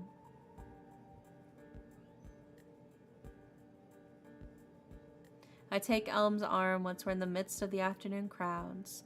He's always a little stiff in these moments. I think he's never actually been accustomed to human touch. He's told me that he doesn't dislike it in theory, but whenever anyone else touches his arm or shoulder, it makes him keenly aware of his own body in a way he's rarely pleased with. Like when you're like, you know, when somebody rests their head on your shoulder and you're like, oh god, oh fuck, I can't move. I have to become the world's most perfect pillow, but what if I'm too bony for them? What if it's uncomfortable for them? Oh god, what if I... You guys ever just like internally panic when somebody uses your shoulder as a pillow? I'm like going through all of the stages of how to mentally prepare myself. Or when they like lean their head against your chest, you're like, oh god, what if they can hear my heartbeat? Oh my god, what if my stomach makes a weird gurgling noise right now? Oh, that'd be so embarrassing. Oh my god, you can hear my heart beating? That's so embarrassing. Oh yeah, and blood flow stops, yeah. I suppose I can understand. I've heard some people experience this when they turn into vampires and suddenly have a heightened awareness of themselves, including any misgivings or anxieties they might have. Am I a vampire? Oh my god. Is that why I'm attracted to vampires? You know what they say about birds of a feather, baby. In Elm's case, though, I always wondered if it wasn't just that he spent so much time in his own mind that he rarely gives his body a second thought. Time slips us slowly by, as if we're swimming against its flow, walking slowly as if the sun drops towards the rooftops of Laurenburg. Once 3 summers passed, Cecil and I walked with Elm through these streets. I forgot if we even had a goal or if we were just enjoying a carefree afternoon, browsing the storefronts and window displays. We stopped by a clockmaker, one of those old shops with yellowed windows and a faded sign above the door. The brass handle on its entrance was smooth and worn from the weight of thousands of hands. Elm stood there, transfixed with the singularly focused on an open pendulum clock with its shifting gears. A small city moved around its base of porcelain carriages and ladies beneath lace parasols shifting at each quarter hour. Look at it, you two. He barely spoke above a whisper. Isn't it wondrous to see every part laid out and fitted together so finely? Cecil eagerly agreed, and the two spent a fair while excitedly chattering about the marvels of precision engineering, though Elm didn't seem as taken with the fine embellishments. Rather than the decoration on each piece, Elm stared at the whole mechanism, as if he were gazing at the night and mapping every star. It's laid out plain to see, every piece and part in its harmony. I can almost hear his words from all those years past, as clear as the chime of that clock. He's certainly a strange fellow, but a reliable friend and a steady presence. Perhaps that's why seeing him so shocked has left me unnerved as well. Up ahead of us, a young couple walks away from an alleyway stall with absolute glee. A middle-aged man with a brilliant sapphire necklace and matching cufflinks is waving goodbye to his last customers and beckons Elm over with the same motion. His table is full of rings and pendants, all set with enormous gems, which is why I'm confident that he's either a thief or a counterfeiter. Haha, yes, welcome. You two seem to be enjoying yourselves, so why not get something for your beau there? My jaw nearly drops, but mostly because the quality of the gems in front of me. There's a topaz nearly the size of my thumb and without a single impurity. I would, but I forgot my wallet. A blatant lie. And why did he think I was the beau? Oh, come now. You might think these are a prince's treasures, but I assure you they're more reasonable than you expect. You see, sir and madam, these are all reconstructed rubies. We've concocted them in test tubes and grown them to tremendous sizes, all for less than a miner's monthly wage. Thank you, but we'll be on our way. Oh, So now we have the introduction of lab-crafted gems. I wonder if lab-grown gems hold the same anti-vampiric qualities as natural stones. And, Reconstructed rubies? Ah, that caught your eye? Yes, you see, these here are a marvel of modern scientific ingenuity. I'm familiar. Elm, I've borrowed a book on the process if you'd like to see it back at the campus library. They're lovely. Oh no, it looks like he's taken with a pair of ruby hairpins and hasn't caught my meaning. Yes, indeed. A perfect pair of identical hairpins. See how the fine silver filigree fits the precise cut of the ruby, like stars blossoming on a vine. A perfect gift for a lady with beautiful hair. Truly a lovely set, wouldn't you say? They'd be lovelier if one of them wasn't fake. I thought I muttered under my breath, too quiet for anyone but Elm to hear, but judging by the color now draining from his face, I must have been louder than I intended. The vendor squints at me and leans far over the table, thrusting the hairpins towards me. Young miss, why not try them on? No, thank you. Wait. These gems may as well be synthetic, but the settings here are finely crafted, and that's a high grade of silver, too. The ornamentation on one hairpin is worth more than he's charging for the pair. Lucie? I see, yes. You're taken by their beauty as well, aren't you? Go ahead, try them on. I guarantee you I've got the finest synthesized gems in the city. No, you haven't. What was that now? Just as I thought. His cheery demeanor only held up when he thought we might still be gullible. He's traded out his honeyed flattery for a sailor's rasp. Unfortunately for him, I've spent weeks reading about the latest chemical research in his synthesizing gems. Unfortunate for both of us, really. He's either a thief or a counterfeiter, and either way, he's drastically overestimating just how large synthetic gems can grow with the latest techniques. If I'm not mistaken, I think some of these pieces are worth far more than you're asking. You should get them appraised, otherwise I'm afraid you might be losing a fortune. Thank you for the offer, but we'll be on our way. Elm is shaken out of the distraction on his face, and he shoots a sharp glare at the vendor before we walk away. Now you listen here. Ow, he's grabbing my wrist with a vice grip. I heard you slander my goods. Apologize. Should I apologize for being too generous? Clearly you don't know what you've got your hands on. Let go of her. Elm immediately wrests the man's arm away and stands between the two of us. It's amusing to see the older man shrivel under Elm's gaze. I didn't realize he could be so intense, if I'm being honest. They stare at one another down for a moment before the vendor, or the thief more likely, lowers his hands and steps back. Lucie, let's go.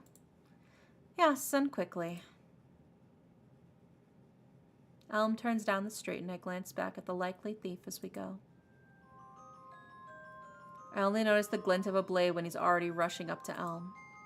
Elm hasn't noticed the vendor charging, and I expect the older man thinks he'll catch us out easily. I think Elm's suffered enough recently, and the shoddy cad could stand to suffer a bit more.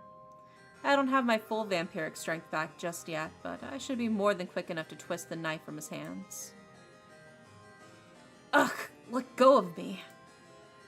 I'm more than strong enough to throw him through that collection of stolen baubles he's trying to peddle. Ah! I'll thank you not to trouble us any further. Oh my god, bro was literally about to stab us because we didn't want to buy his shitty counterfeit jewelry? That's crazy. Dude, he's got shit business practices. Where is your customer service etiquette, bro? Lucie, you... Wretch! Slanderer! I'll have the coppers on you! Not likely, considering how shady your own business is. He's still scrambling up to his feet and shouting, but I've already thrown his knife up on a nearby rooftop, so I doubt he'll be much of a threat to us. Whoa, what if it was nice counterfeit jewels? I mean, I'm pretty sure some of them are just straight up glass, like colored glass. You're not paying that much extra for colored glass, are you, Ham? Pompous vampires, don't look down on me. In a bitter fit, he throws a large emerald brooch at me and it hits my neck with a dull thud. I flinch, expecting a flash of light and a searing pain, but nothing happens. The brooch falls to the ground and the stone cracks on impact. Well, would you like to ruin any of your other merchandise while you're at it? Leave me be, wretched cretins! Scrambling like a squirrel caught on slick ice, the man scoops up his wares into a satchel and rushes away into a nearby building. He's certainly up to no good, and I'd be remiss to let him go after hurling such a sharp brooch at me. That was heavy, you know. Come on, Elm. We can't let him get away. Wait. Just as I take off after the suspicious vendor, Elm grabs my hand to stop me. For a moment, I can't speak as we both realize how tightly our hands are clasped together. Oh my god, he's holding my hand right now. We separate shortly after, though it's hard to meet his eyes until we begin walking to campus. Oh my god, we were holding hands. Elm's footsteps are as steady as a pendulum, but his face isn't nearly as easy to read as a clock. Does he also feel the faint warmth clinging to his fingers? The sun is starting to singe my eyes, so I duck into the shade of a tree. Elm is staring at me, I realize. He's been staring for some time, and his gaze is almost as bright as the sunlight. What is it? Are you a vampire? Yes? I'm almost unsure how to answer. Am I a vampire right now? I know some of my strength is returning, and I can tell that my senses are sharper, especially with the afternoon sun feeling like a blinding flash out in the open. Is that all it takes for me to return to being a vampire, though? 5 years of steady doses with pure emerald pills, and then after missing just one, I already start to show signs of vampirism again? If that's truly the case, then I'll need to adjust my estimates for treatment plans. It may be more of a chronic condition that needs steady maintenance rather than a condition you can easily reverse or undo. And you have been all this time? He sounds eager, almost excited. Oh my god, is he a little kinky with it? I haven't seen him in so wrapped in attention since he was helped with Professor explain the origins of modern economic models. I sigh to myself. It would be better to explain the whole of it to him. I see. You mentioned work and business plans before, but I didn't know you were testing the cure on yourself. It was my brother's idea. Though now I know just how quickly the effects can fade, I might thank him for being so insistent.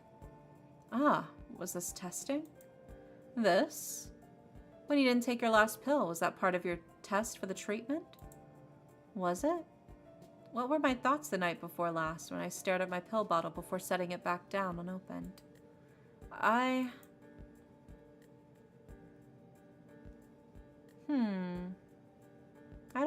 I'm still not sure. It was mostly on a whim that I decided to skip a dose, though I never thought the changes would be so quick. Is that so? I didn't realize a cure would be so easily reversible. Yes, I suppose it makes sense. With other formulations that change your body or alter its system, you often need to keep treatment up through most of your life. And is that truly what I want to do? Should I take my next pill, or should I stop altogether? I see. He's staring at me so intently. Does he realize his face is getting so close? Oh my gosh. That's fascinating. There, he's backing away at last. For someone so quiet and solemn, he's surprisingly bold. If I was a vampire, I'd be legendary night Uber driver making bank. Please, Ham, I need somebody to deliver me my fucking McDonald's at 3 a.m. You would be my hero. I would tip you so well. I promise. When I'm craving the insomnia cookies at like 4 a.m., oh, that shit would hit so hard. It would be so good. He almost seems entranced. Is he so fascinated by vampires, or just by me? I'm glad those synthetic gems didn't have a reaction to, at least. That brooch would have left a terrible burn if they had. Nah, Night Baja hits like it's from another world. Oh my god, when you go to the night happy hour at Sonic and you get like the, what do they call it? I mean, it's just a shake. Yeah, the shake. I do love the late night shakes from Sonic. Going to Sonic late at night really does hit different. That's my personal favorite. Taco Bell is okay, but I definitely prefer Sonic for my late night runs. Yes, that was fortunate to say the least. That street vendor couldn't possibly have had actual synthetic gems, could he? He's likely guilty of more than just a momentary outburst in any case. I used to love Sonic, but I moved away now and I ain't got none near me. No, that's so sad. That's so tragic, dude. Oh, Sonic hits so different. It's so good. Those are lovely hairpins, though. Suspiciously lovely. Those gems were clearly fake, and he admitted as much, but the settings were genuine. What was his game? I haven't heard of any schemes of that sort. Perhaps Ambrose or Nemo might have heard something about this? We're finally back in the campus gardens, thankfully. The cool breeze and gentle shade are a relief.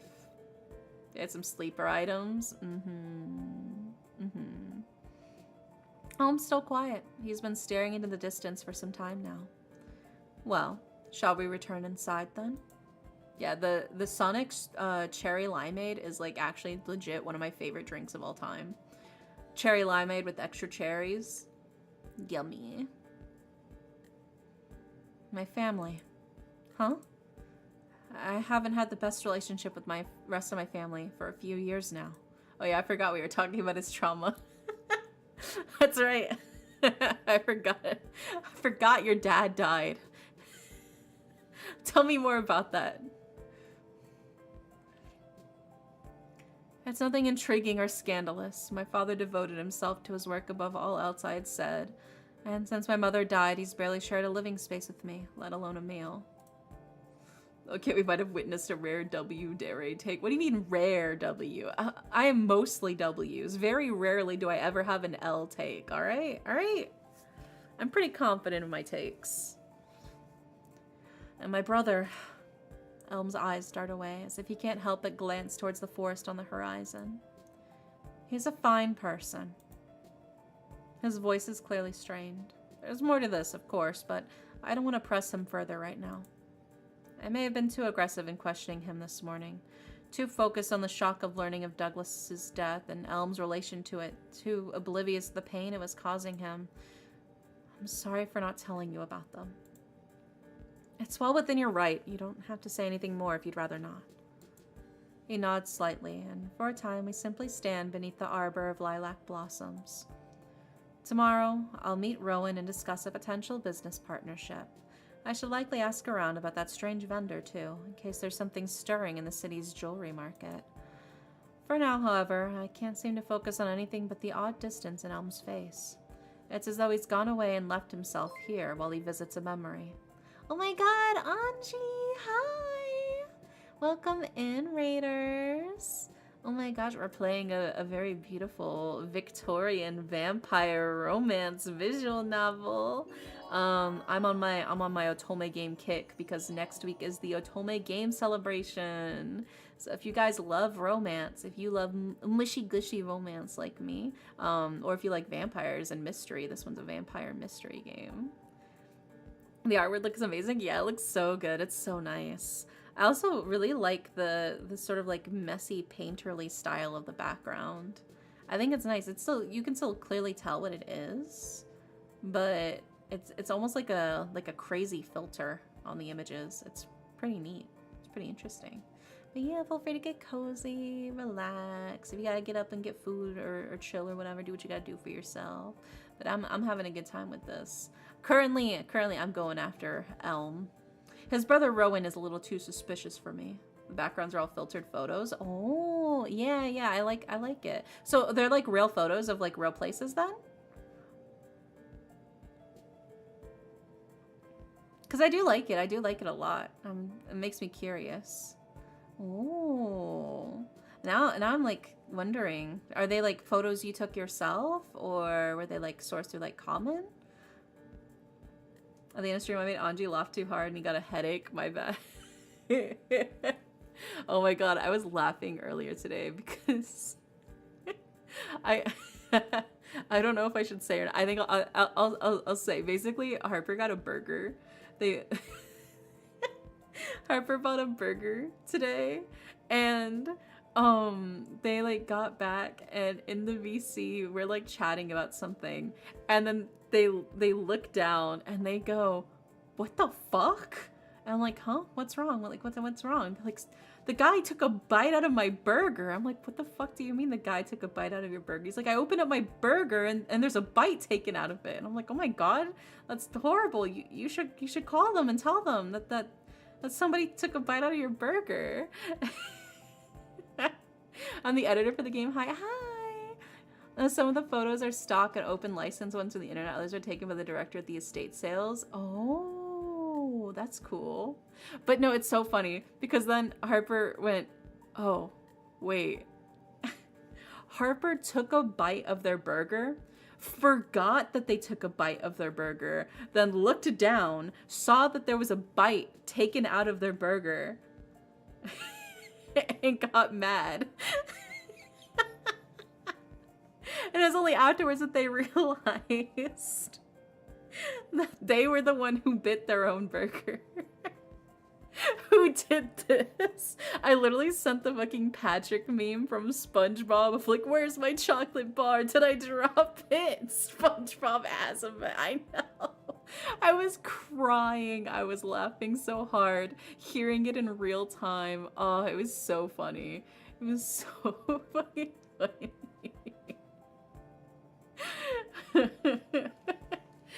Literally that, Nordy. Oh my god. Yeah, I was laughing about it so hard. I was just like, tears were streaming down my face. I'm pretty sure I was dehydrated from laughing. And when you laugh so hard that like you can't make sound. You know, like when you're laughing so hard, like you don't even make a laugh sound anymore. It's just completely silent wheezing. That's what it was for me. It's so ridiculous. I showed Anji a video of a girl trying to do a baking soda volcano. Oh my god. I love baking soda volcanoes. And it goes nowhere you expect. Oh my god. Poyo, hi baby, welcome in. If anyone, it would be Neon. Yeah. It was very, very cute. It was very adorable of them that happened. It literally happened like right before like stream when they got their food. Oh, so precious, so cute, so silly. That they enjoyed their burger. It was very delicious for them. Especially when they realized that nobody else ate their burger except for them. Alright, back on track. Back to the Victorian vampire romance, alright? For now, I can't seem to focus on anything but the odd distance in Elm's face. It's as though he's gone away and left himself here while he visits a memory. A bell chimes and signals the top of the hour, breaking us both free from the garden's calm. I gotta prepare for my meeting with Rowan still, and I'm curious to hear if there's been any word on why the Coppers are so interested in Douglas's death. I've got another class, Lucie. His hand slides over. Oh my god, he's holding my hand. As he gently pulls his arm away from me. Thank you for finding me here today. Of course. I must look like an utter fool, being flustered so easily. Elm's voice is so smoothing that I almost forgot myself for a moment. Oh my god. Fuck class, bro. Let's stay in this garden just a little longer. I've got my own preparations as well, so we'll be speaking again tomorrow. Take care, Elm. He nods, though I'm not sure he heard me completely. Night falls quickly and then seems to stretch on for ages, through Ambrose's dinner of cockavine and beyond my hurried scrawlings on ledger paper and the low lamp light. Elm got that autistic riz. Sheesh! I'm falling for it, I'm not gonna lie. I fall into bed just before midnight with very little to show for the hours I spent poring over my correspondence with Douglas. My mind keeps wandering as I read his letters again, and as much to Elm and his grief as to the strange suddenness of Douglas's death. And if that weren't enough to contend with, the odd wares from that vendor in this afternoon still bother me a good deal. Focus. I need to clear my thoughts or I won't be prepared for negotiations with Rowan tomorrow. I can only hope that sleep finds me soon.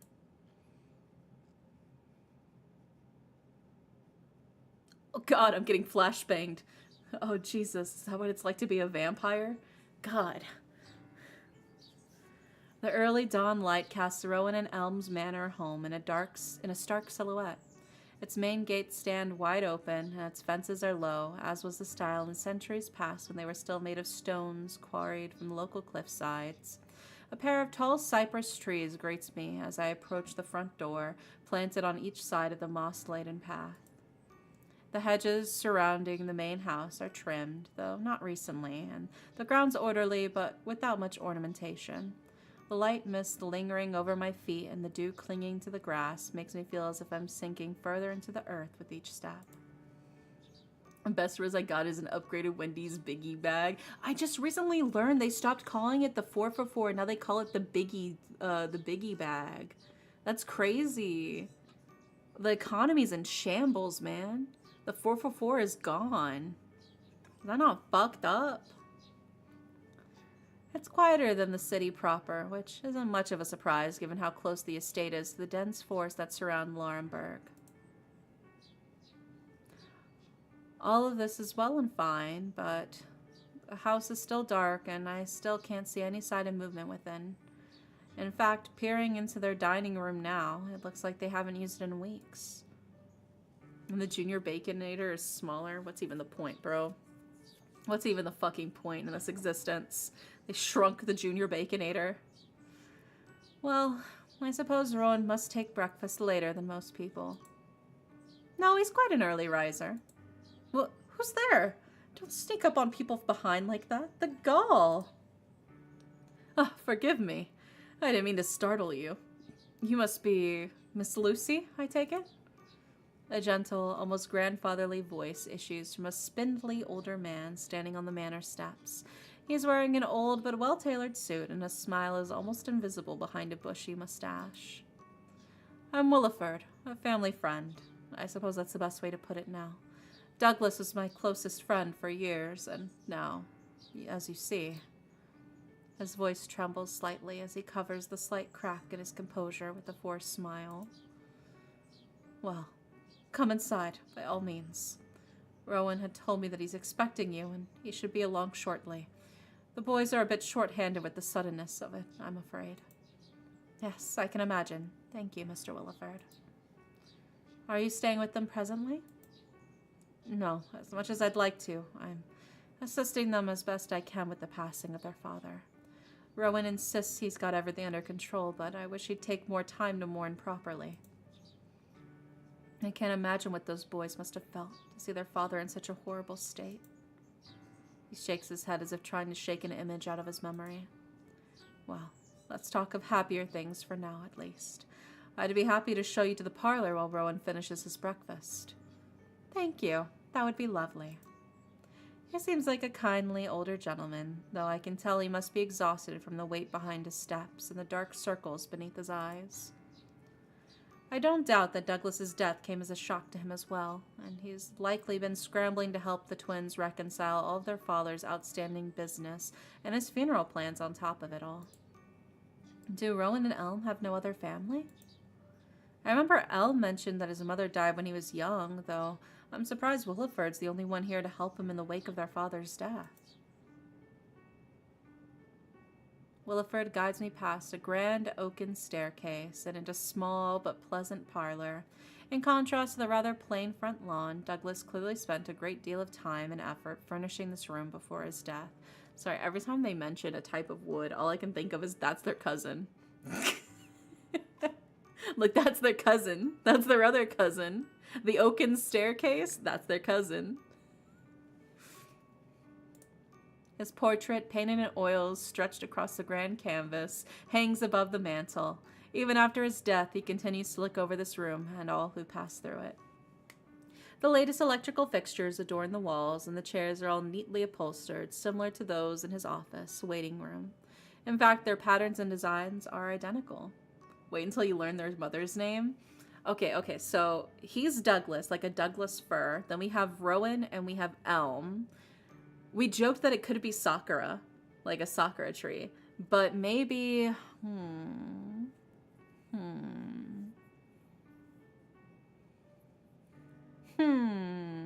What's a popular woman's name that's also a tree? Well, there's... Willow? Is it Willow? I'd made a joke about Willow earlier. Is her name Willow?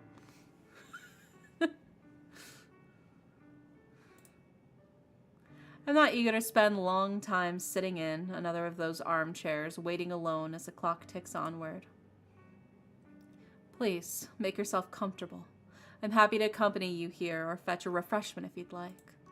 No, thank you, though. I'm sure Rowan will be along shortly. I'll leave you in anticipation. Oh my god, I'm trembling in anticipation. I can't wait. The walls are largely decorated with newly framed and recently painted works, primarily from local artists doing studies of Laurenburg's coastline or the majesty of the sea at dusk. All except for the largest painting, hanging above the unlit fireplace and dominating the room with its presence. An aged, hand-carved frame barely constrains a canvas nearly as tall as myself. Also, welcome back, Wandering. Also, yes, I will hydrate. I will sippy sip.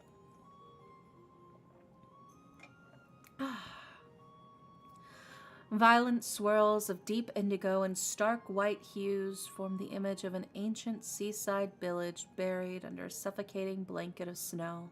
Every light in every window is blazing, every tree is bowed low against the wind, and in the center of the town it looks almost as if a small child lies frozen and still just a few paces from warmth. It's unnerving, to say the least. Beautifully crafted, but completely at odds with the rest of the room's decor. Ah, you noticed the centerpiece, I see. Yes, it's beautiful, though it seems a bit dreadful. It is, of course. Do you know that village there is Laurenburg? The Laurenburg of nearly 3 centuries ago? Do you mean that this is a scene from the city's history? Williford chuckles lightly. He seems thankful for the distraction, grim as it is. I could tell you the story of it, if you'd like to hear. Well, I am curious. I'd also like to settle the business with Rowan sooner rather than later, but I haven't heard much as a stir from the rest of the household. Yes, please tell me. I didn't originally grow up here, so I'm not well versed in its local history. Ah, yes. This was one of Douglas's favorite stories to tell over fireside chats. I think I remember the meat of it, if not at least the bones. Our family have lived in the area since the earliest days of Laurenburg, perhaps even before its founding, though records of that time are scarce. In those days, the forest stretched nearly to the seaside, and the houses were often built from the very trees that were cleared to make way for their foundation. The inlets were always rich with shellfish and other bounty, and I'm sure you've heard of the city's origins as a waypoint for merchants traveling the coastline. It's all but forgotten now, but back then there was a petty quarrel amongst neighbors that gave several families cause to uproot from their homes in the center of town and strike out for the heart of the nearby forest. For several weeks they flitted between the forest's edge and the market square, gathering materials and supplies to last the winter. At first frost, they loudly announced their departure and that they intended to quit Laurenburg for good. In some stories, it was just a single family, mind you, but in others, there were nearly 50 individuals in the party. At any rate, the rest of the village quickly forgot the quarrel that spurred their neighbors to self-imposed exile, and with the chill of winter descending, few people paid the departed group much mind. Now, you must understand, if you've not ventured deep within the forest outside the city, you may not realize just what density of ravines and sheer hillsides can be hidden beneath the layer of sparse heather? As with most coastal forests, a deep bog occupies much of the lowest elevations, and so the firm sort of ground you might build a house or even pitch a tent is difficult to find there. Damn, they live in swamplands? That's crazy. I didn't realize what's the name of the city? Lurenburg? I didn't realize Lurenburg was in Louisiana, bro. And these days we have well-cleared paths and scenic areas for picnics and excursions, but back then it was a largely untrodden and wholly unsettled territory. So thanks for the lurk shorts. I appreciate it. So you see, we know how things started out for this group, and we know most likely how they ended, but we know very little of what happened during the first 5 weeks of winter before everything came to its dreadful conclusion. As I'm sure you're aware by now, Laurenburg has mild weather most of the year, but we're prone to fierce blizzards coming from the north and terrible storms washing in from the sea or upriver. That year, a powerful winter storm piled snow deep as your shins across the ground in a single night, and with the winds keeping up through the night and the day, most folks kept indoors until it ran its course. It was at the height of the storm, with the wind raging so bitterly it would sting your eyes like vinegar simply to stand outside, that a child ran out of the forest, trudged through the deep snow, and threw themselves against the nearest doorframe. It was dark, but not yet full nightfall, and most of the townsfolk heard the children's cries for help and pleas for shelter. An innkeeper with a clear doorway brought the child inside as quickly as they could, but the poor thing was suffering from frostbite in the limbs and odd wounds across their hands and neck. Even stranger was the story the child muttered as they sat bundled by the fireplace. A desperate and broken story that you can hear told in a dozen different ways if you search the archives, I'm sure. In every version, however, the child said that their parents, the other adults, and every member of their family was gone, taken by fairies of the wood, allegedly. No one present got any greater clarity on the matter, as most were fixed on helping the child recuperate. Unfortunately, the combination of malnourishment, frigid cold, and their still bleeding wounds proved fatal. In the spring, a few curious youths forged an expedition to the forest to see what became of the small settlement, but they never found any trace of habitation over there. If there weren't such clear records of the events and of that child's return in the midst of a blizzard, it would have been more reasonable to assume there were never any attempts to settle in the forest at all. For some time after, tales of creatures and strange beings stalking the trees pervaded the town's imagination. These days, there's little trace of those superstitions beyond nursery rhymes, but this painting is an artifact of that era.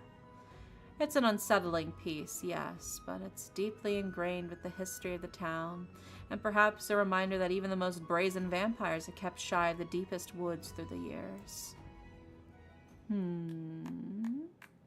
Wilfred finishes his story with a decisive clap, and as he does, I hear another clap join in response. That was a marvelous rendition, Uncle Wilfred. You aren't trying to charm my future business partner away, now are you? Oh, the nerve of this boy. Was he waiting all this time just to make that entrance? I wouldn't dream of it. No, just relaying the story of this old portrait. Forgive me. I think I may need to sit for a moment. Rowan laughs and pats the older man on his shoulder. You ought to lie down. You've been running around without pause for the last couple of days. Eat. Rest. Elm and I will be more than all right, I promise you.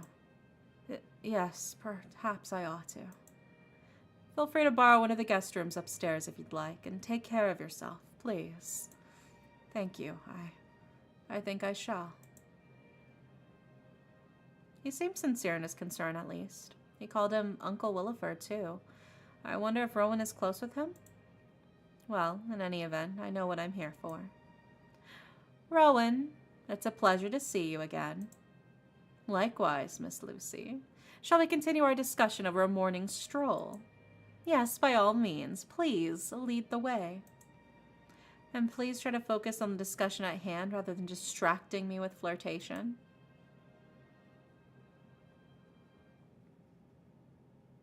This is a charming estate. Has it always been in your family? For generations, I believe. All but a few of our distant relatives left the city long ago, but I'm told we have an illustrious past and heritage. You don't seem particularly interested in that history from the sound of it. I'm certain I will be in time, but there are a few more pressing matters on my mind at present. I've gone from assisting my father to taking on everything we once divided amongst ourselves. But nothing so important as a meeting with you, Lucie. Good. I can see he's got his mind on business. I can imagine it's been quite hectic. I trust you've reviewed all my correspondences with your father? I have. You've got a lovely penmanship, you know. Thank you, though I was hoping to discuss the content of my letters rather than their stylings. Your family business is quite impressive, both in terms of the jewelry your father crafted and the connections your family has forged. Ah, yes. My father had a fine talent for setting gems, and I've got a good eye for quality myself. He's flashing a brazen smirk at me. Does this family have any business sense beyond flattery or flirtation? That's good to hear. As I mentioned in my letter, I'm looking for a reliable partner who can help me procure, assess, and cut gems of extremely high purity. Your father was confident in his suppliers and his own skill. It's a shame he's no longer with us. Yes, it is. Rowan nods in affirmation and quickly hops a low garden wall, continuing the walk along the other side as we make our way across the grounds. I can promise you, though, I'm more than capable of leading our family's enterprises. Tell me, Miss Lucie, do you have any interest in teas? Tea? It's enjoyable, yes. Is this another of your family's ventures? I seem to recall that you all maintain ownership of a few retail establishments. Oh, yes, but that's not why I ask. I recently came in possession of a magnificently light rose tea, and I was hoping you might like to try a cup. A delicious tea at the center of an afternoon meal is like a beautiful gem in a fine setting, isn't it? That's so paltry. So astute of you, Rowan. I'm smiling through clenched teeth. I need to calm down. I can't believe I'm letting myself get so irritated over Rowan's smug expression. I could start a pot right now. In fact, delightful tea and good company can do much for your health as any medicine. Thank you, but I'm quite all right for the moment. Since you've mentioned medicine, however, I take it you're familiar with the proposal your father and I discussed regarding the cure for vampirism, then? Yes. He turns and grips the garden wall with both hands, beaming up at me. Truly astonishing. I gasped when I read the details in your letter. Is it truly so effective? I'm the living proof if you have any doubts. Though perhaps now wouldn't be the best moment to prove myself, given that my vampiric traits are returning steadily.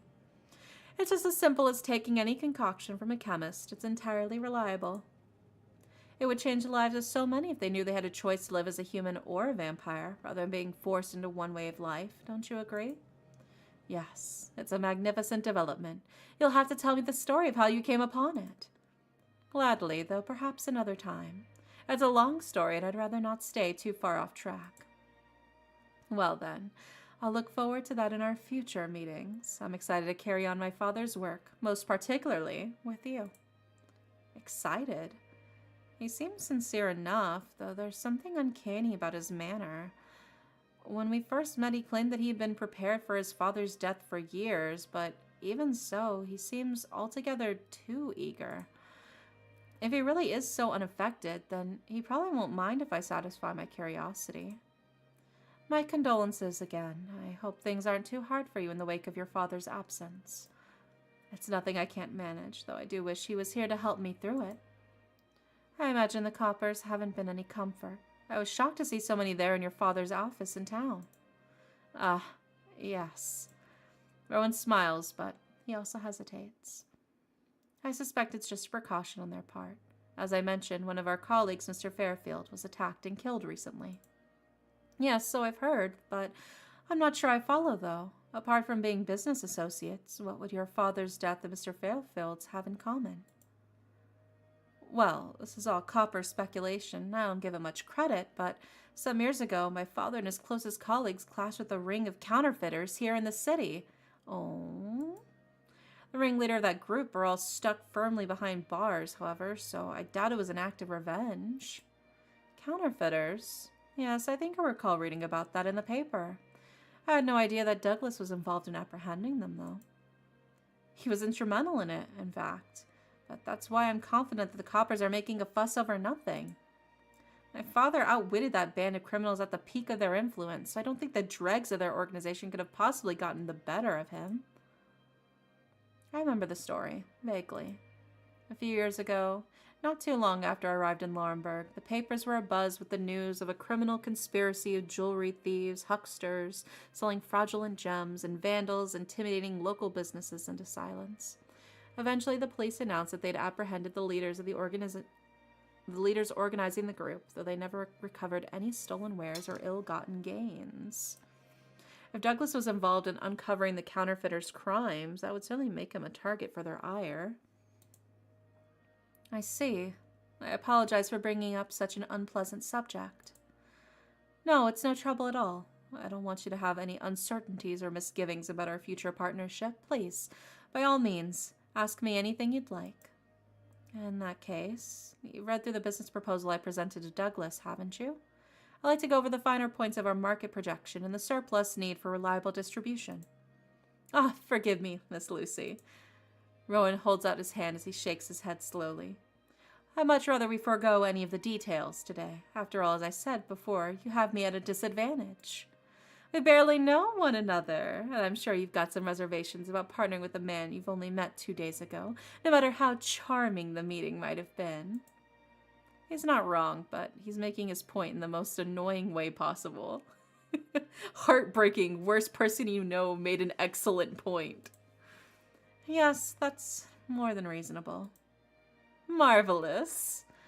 He hops back over the low wall and dusts himself off with a smile. Why is it every time he hops over shit, I'm imagining him doing like acrobatics, like he's doing a handstand over the wall as he flips over it.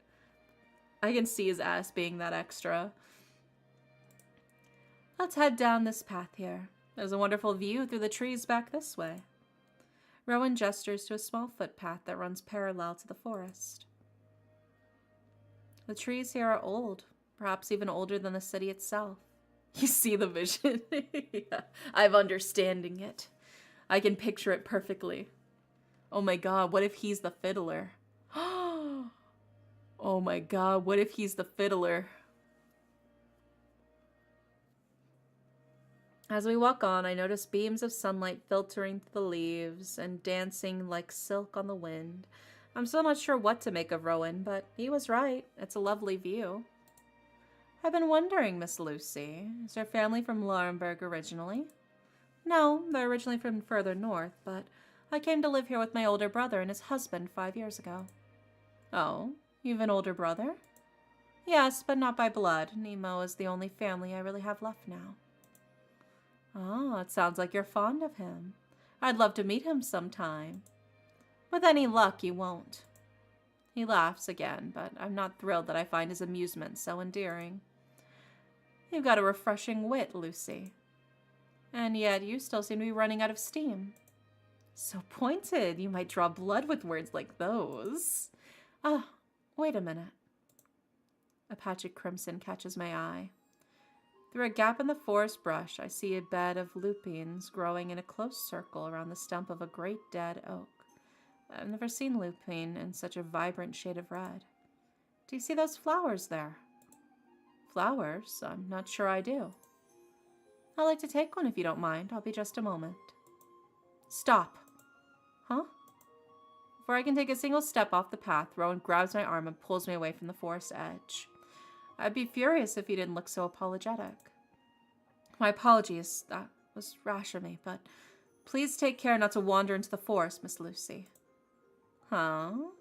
You're starting to sound like Nemo. I assure you I'm not so delicate as those flowers. I won't get lost in less than 10 paces. Rowan laughs, though he doesn't sound amused. Well, I'm sure you'd be more than all right, Miss Lucie. I was only worried because I couldn't tell just how far you were planning to go, given that there's a sheer cliff not too far in that direction. Is there? In that case, thank you for your concern. I was only planning to... Miss Lucie? That's odd. I can't seem to catch the sight of the flowers anymore, or the dead tree they surrounded. Oh my god, the forest was trying to lure her to her death! Oh my god! So that's why those previous settlers disappeared. The forest lured them, it tricked them. It's playing mind games. There's something in the forest. It's nothing. Shall we head back to the manor? Of course. I apologize again if I startled you. Not so much as a tumble down a sheer cliff might have. I never realized the forest outside the city held such hazards. In some parts, yes. The well-worn trails are pleasant and the shade offers some protection against the summer sun, though it's not without its dangers. Some years ago, a pair of children went missing on such a trek, and it took days to find them. The forest is creepy. Trademark, yeah. I've never heard that one before. That's a crazy, brand new, riveting plot line. Undiscussed. Clearly, there's a lot of territory to go through with that one. It's like Cabin in the Woods, but like, you know.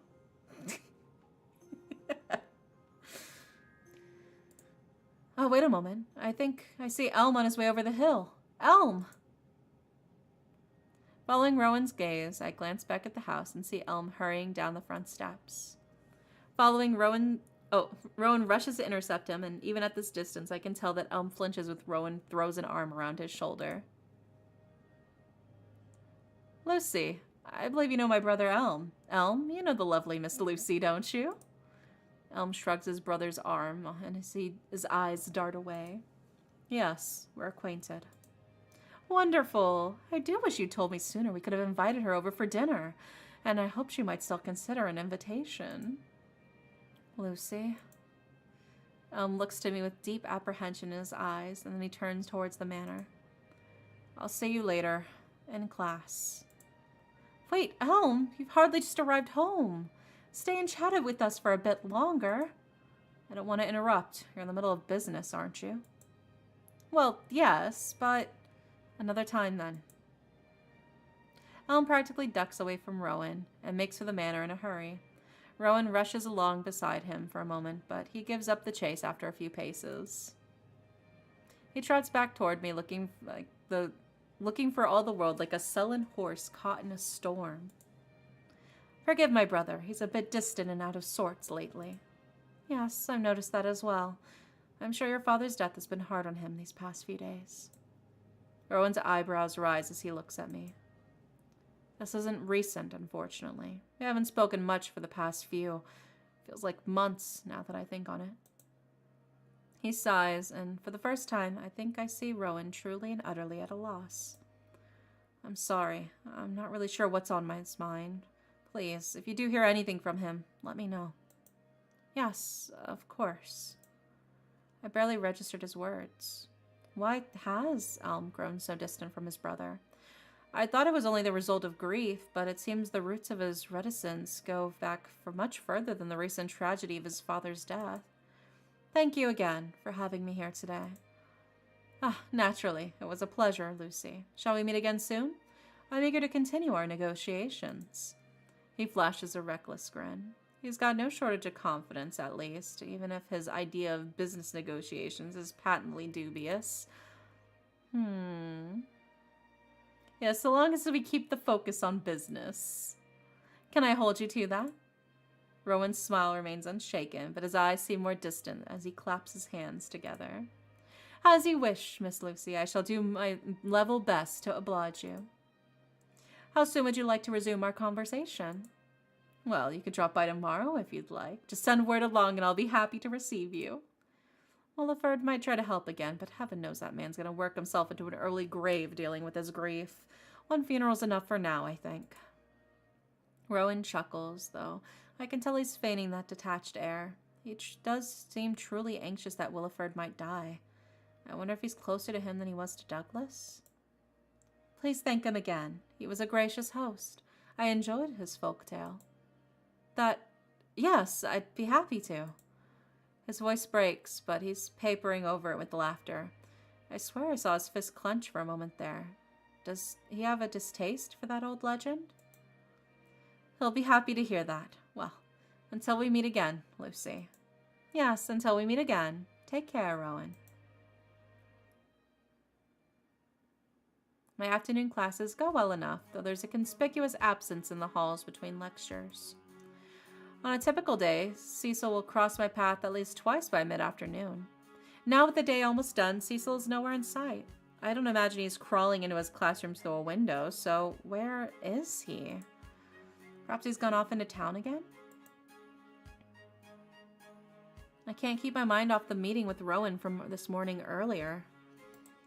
I'm still not sure if he's a suitable business partner. He did keep me from wandering into the forest and down a ravine, but that doesn't excuse his blatant flattery and evasiveness. That forest might keep its secrets, but Rowan owes me an explanation or two. It feels as though he's hiding something each time we talk, and frankly, I don't understand how he can be so calm under these circumstances. And then, beyond all of that, I certainly wasn't expecting Elm to be so curt this morning. I've fought with Nemo plenty of times throughout my life, but that cold look in Elm's eyes was something stark and unfamiliar. Nemo and I tended to fight in the open and without reservation, whereas Elm is much more reserved and introspective. Perhaps I just don't have a full grasp of Elm's moods? Even so, it doesn't sit well with me. Why is Elm so hesitant to talk to his brother? Or even about his brother? There must be something between them, but I doubt Rowan knows what it is. If he does, he's hiding it well. Hopefully I don't have to resort to finding another jeweler to partner with, but I may need to send out a few more queries just in case. Finding a consistent supply of high-quality gems is hard enough, but I also need a partner with enough skill to cut and prepare the gems for consumption. Douglas was one of my best options given his connections to the gem mines and his skill in appraisal and gemsmithing. If I could secure a supply of gems on my own, that might have given me more options. I've heard more and more about synthetic gems lately, so perhaps that might be a viable alternative. If they are truly chemically identical to the real thing, that is. Although the jewel that merchant threw at me didn't affect me at all. Not even a light shock. Was that the same sort of a synthetic gem or something else entirely? Where am I?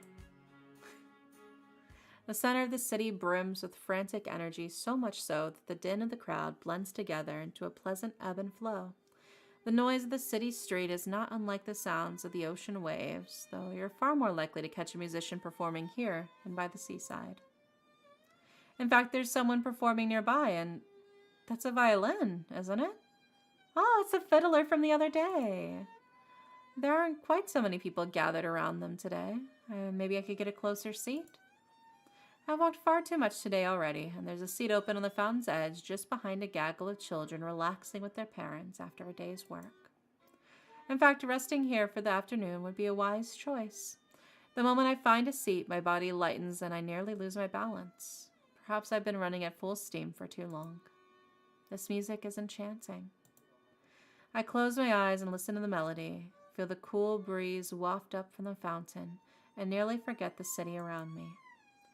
The stone beneath me is rough and flat. The water sputters and splashes against my dress from time to time, and there are dozens of small children clapping and giggling around my feet. I could sit here for hours. Oh? The fiddler's case is latched shut. Usually buskers in the street will keep them open for donations and patronage. It seems they don't want anything in exchange for these performances. If I knew their name, I might send them a token of my appreciation. I haven't thought about untimely deaths or family tragedies in nearly a quarter hour. It's rough and a bit unsteady at times, but their music is truly magnificent. Also, thank you for the hydrate. Let me sip some more.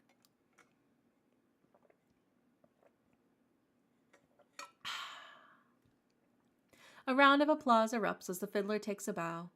I can't see them clearly from where I'm sitting, but I can hear them unlatch their case. Are they leaving already?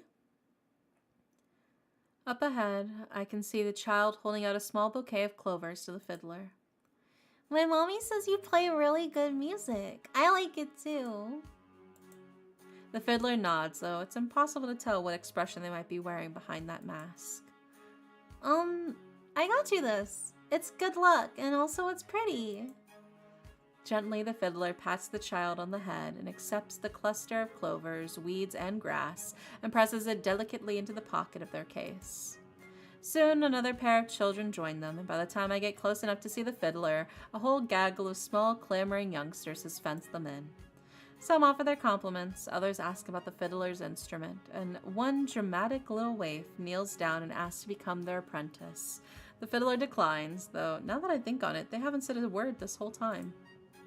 One by one, the children's parents call them back, and they rush off, some reluctantly and carrying on chittering about music and about how fun it was to dance with all their friends. Come along now, we've got to finish shopping for supper. Mommy, the musician's so nice. Do you think they'll be back tomorrow? Could we come by to see? Maybe so, if we have time. That was beautiful music, wasn't it? Yeah, I want to play like that someday. Do you think I can? I watch the child and their mother stroll away, smiling to myself at the scene. It may be tinged with bittersweetness for me, but it's still soothing to watch children and their parents get along so easily. Now that the children have flitted away, I turn my attention back to the fiddler, only to find an empty street corner where they stood moments earlier. I scan the crowd and glance down the nearest alley to no avail. I'll have to make a point of asking for their name the next time I see them. At the very least, I can thank them for their brief respite. For now, though, I'm starving. I think Ambrose is cooking rabbit stew tonight. Ooh. Rabbit stew, huh? Most every evening, the eastern wing of the Prudhoe University is quiet and still as the night sky. The walkways I follow home are usually empty, and at most I might see a fellow student rushing to the library. Once I pass the administrative office, the only people I expect to see are Nemo, Ambrose, and Cecil. So then, whose shadow is that in front of our doorway? Ah, Miss Lucie, I presume? You gotta head out. Yeah, take care. Thanks so much for popping in. I appreciated your little tidbits of insight. A wiry man steps out the shadows, and the lamplight falls across his gaunt features. He carries himself like a withered possum, and his mannerisms are sharp and ungainly. A faded corduroy vest wraps tightly around his chest, in many ways seemingly holding him together with its dull glass clasps. His shirt is weathered and worn thin, though I can see a lovely pair of cufflinks glimmering at his wrists. I've encountered people like this before, those with a keen sense of style despite their limited wardrobe. It's hard to say whether that limitation derives from their means or their preferences, though. I don't believe we've met. Oh, my gravest apologies. I've heard so much about you from Cecil that I forgot we've not found the occasion to acquaint ourselves. My name is Silas. I'm a chemist who prepares formulations for Cecil's parents. For their mining operations, of course. Mr. Silas smiles easily and takes a short bow. He's not one to spare a word, I see. I wonder what sort of formulations he prepares. Something noxious and stomach-churning from the smell of sulfur wafting off of him. It's a pleasure to meet you, Mr. Silas. Were you here to visit Cecil, then? Oh, something of the sort. A few days ago, I found a letter in the street of one of my evening constitutionals, and a letter addressed to Cecil, if you can believe it. I happen to be in this part of the city, so I thought I'd take the chance to return it to him. A letter for Cecil? Oh, he mentioned losing a letter a few days ago, didn't he? Of course. Thank you for making the effort. Think nothing of it, Miss Lucie. Cecil is a brilliant young man, and he's very kind to humor a shut-in like myself, though I can't see what interest he takes in such drivels and titrations and solvents. Oh my god, is he like trying to wingman Cecil right now? He's like, yeah, Cecil saved my cat from a burning building along with 20 orphans, and then he gave me $1,000, and then he also let me borrow his Lamborghini. Silas laughs heartily, though best I can manage is a polite grin. I'm sure that was a hilarious remark, but the chemistry of it is beyond me. If I may ask, wherever did you find that letter? It's a miracle you were able to spot it. Oh, perhaps that's not quite right. I found it very near the front stoop of my laboratory shortly after Cecil left from a visit. Oh, do you have a lab here at the university? Looking somewhat reluctant, Silas corrects me. No, I don't have the chance to do anything so interesting as to merit a place among these halls. I work with quite a number of volatile substances, so I keep my workplace along the old Pauper's Row, near the warehouse quarter of the city. Cecil is one of the kindest people I know, but he's also incredibly earnest. If he's taken an interest in your work, then it must be far more fascinating than drivel. You're too kind, Miss Lucie. Chemistry is grand and magnificent when you consider the breadth of history and the great leaps of science we've made over the centuries, but the day-to-day doldrums of mixing chemicals and boiling solutions is far more familiar territory for most of us. It is? I don't doubt that preparing the same mixture each week can be repetitive, but the few chemical reactions I've witnessed have almost been bewitching. Silas chuckles and his voice drips down the walls like crystallized honey. Naturally, we're fond of showing off our most visually stunning reactions, particularly those that take place quick enough to hold a spectator's attention. No, sadly, my solutions are all about hours of careful stirring, tempering, boiling, and precise titration. By the time I finish preparing another barrel of solvents, the only indication of chemical change is a peculiarly strong, acrid aroma and a faint change in hue. I'm afraid it's as unappealing to the eye as it is to the nose, and far worse if any of the stuff happens to splash on your clothes. You make it sound as though you'd rather be otherwise occupied, Mr. Silas. The air hangs still for a moment, and for the first time tonight, Silas does as well. There is another aspect of my work I find more stimulating, if you will, though it's not particularly lucrative at the moment. Wait a moment. I may have one here. With a swift twitch of his fingers burrowed down into his vest pocket, scours the corners, and returns a moment later, pinching a small cylinder as thin as a toothpick. It looks to be some sort of stone with a faint reddish powder at one end. It's not my best work and far from pure, but this is at least in small part a ruby of my creation. Oh? Is this one of those reconstructed rubies I've heard about? Yes, or rather a poor attempt at one. I've made several attempts so far, but, well, my equipment can't handle keeping the temperature steady enough, and my employer has no interest in the endeavor, so it's little more than a diversion. Small humors to disrupt the repetition, nothing more. That's unfortunate, but promising. If I may, how did you hear about these synthetic gems, Miss Lucie? Forgive me, I suppose a woman of your acumen would naturally keep up with such advancements in your field of business. Oh, I didn't expect him to know about my work with the vampirism cure. Or perhaps he means gems and jewelry? Cecil must have told him, otherwise I'm not sure how he would have come across that information. No, it's quite all right. I did learn of them first in my research, but most recently I heard a street vendor claiming his wares all featured reconstructed rubies. I had no way to verify his claim, of course, but his pricing were significantly lower than that of traditional jewelers. Well, I'm certain that's possible, albeit unlikely for a common street huckster. Laughter creaks out from Silas's throat again. It's almost painful to hear, given the weary and haggard sound of his voice. It's like listening to a carpenter peel timber apart in thin, jagged strips. Tell me, Mr. Silas, would these reconstructed rubies have the same properties as a natural gem, say a emerald of high purity? The shadow shifts and Silas takes a step toward me, shining the light to reveal his eyes and hide his lips in the dark. I swear he must be light as a ghost. He moves so quietly and with such a steady gait you'd think he was floating. That, I fear, is beyond my expertise. Chemically, they should be identical, but I've never had a proper sample to test. Someday, perhaps, I won't keep you any longer, though, Miss Lucie. Good evening, and please give Cecil my regards. Without waiting for my reply, he tips his head and slides past me in the night. By the time I turn to reply, he's already out of sight. Yes, take care, Mr. Silas. What an odd man. Odd and far sadder than I initially thought. I'm still curious about those synthesized gems, but also seems to be a bittersweet subject for Mr. Silas. Returning home to the smell of Ambrose's cooking and the sound of warm chatter is always a balm. Oh my god, puppy!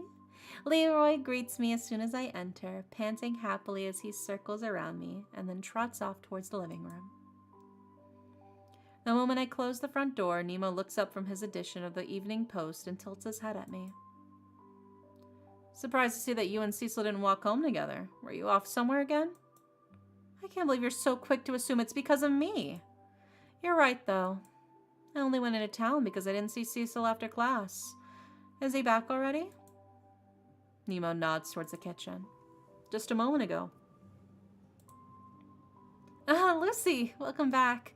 I'm sorry we missed each other. My professor was ill today, so everyone in our class studied privately in the library.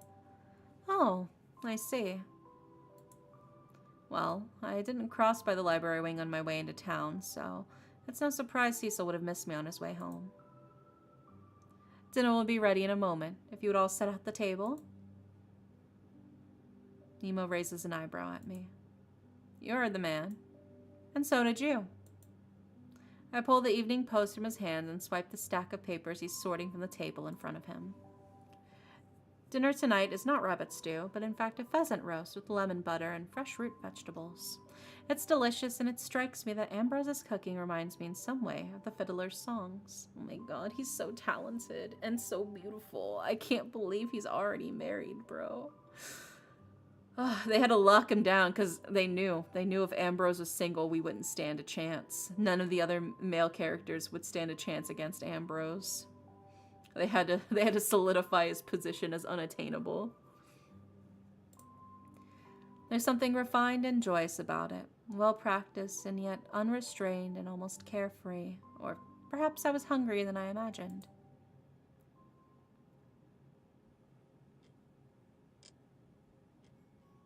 At the end of the day, when I've already put every other thought away for the evening, I stare at my bottle of emerald pills. I could take one a day and return to being a human. It wouldn't be immediate, but it would still be quick. Is that what I want, though? I think... Let's keep seeing how things go. I turn the bottle once and listen to the gentle rattling of the gems against the glass before returning it to my bureau. I'm still cautious as I set them down. To what end? It's not as if Nemo would hear and know by the sound alone that I haven't taken a pill tonight. Ugh, guilt will only keep me awake at this hour, and I need to rest. Tomorrow, hopefully, I'll be able to make more headway.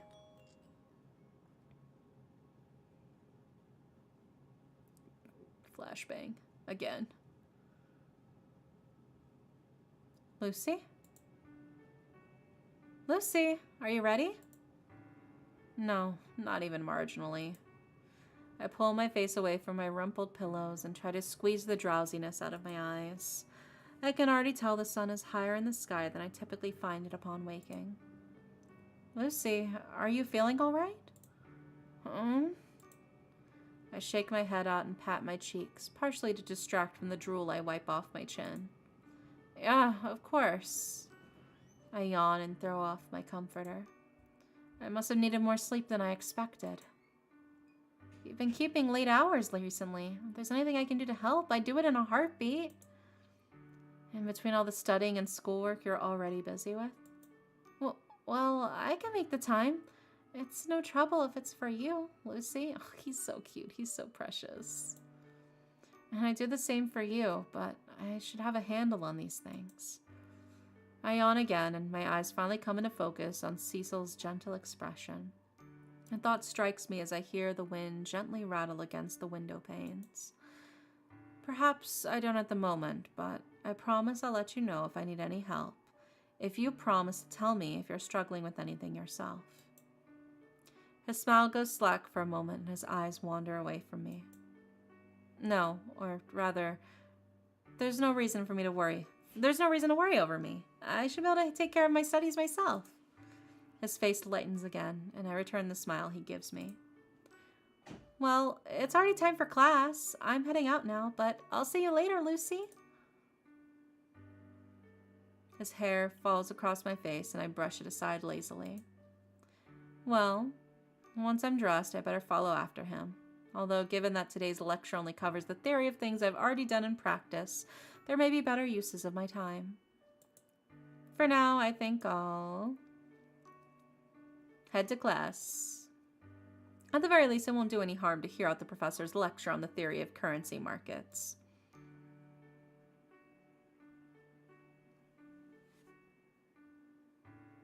No matter the subject, our instruction at Predo University has never lacked for scholarly expertise.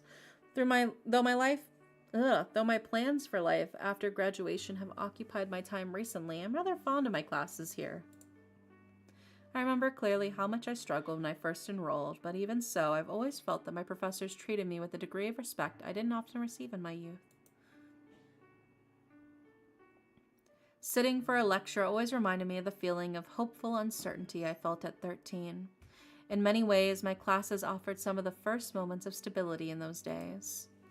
Not that I want to stay here forever, of course. As much as I treasure the days when I can take lunch with Cecil and Elm in the courtyard, I'll be just as glad to graduate. The sunlight gradually slips down from the desk and settles on the windowsill. The professor wraps up his lecture before dismissing us with a cordial nod, and I stretch my arms out as I cast my eyes across the room. Ah, good. Cecil and Elm are still here. The placid air almost left me in a daze, so I'm glad I've come back to my senses before they took their leave. It seems they're chatting about something already. I won't mention to her, no. You should say something before long, but I'm sure you know that. Yes, but it's not so simple now with the... Oh, Lucie! Don't cut your conversation short on my account. I was just coming by to see if the two of you would care to join me for lunch. Oh, certainly. What about you, Elm? Yes, in the garden then?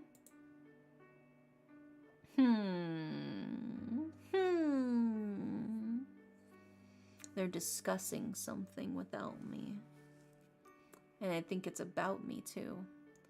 A soft film of clouds moves like spreading frost and dampens the sun, leaving the garden comfortably cool and shaded in spite of the afternoon heat.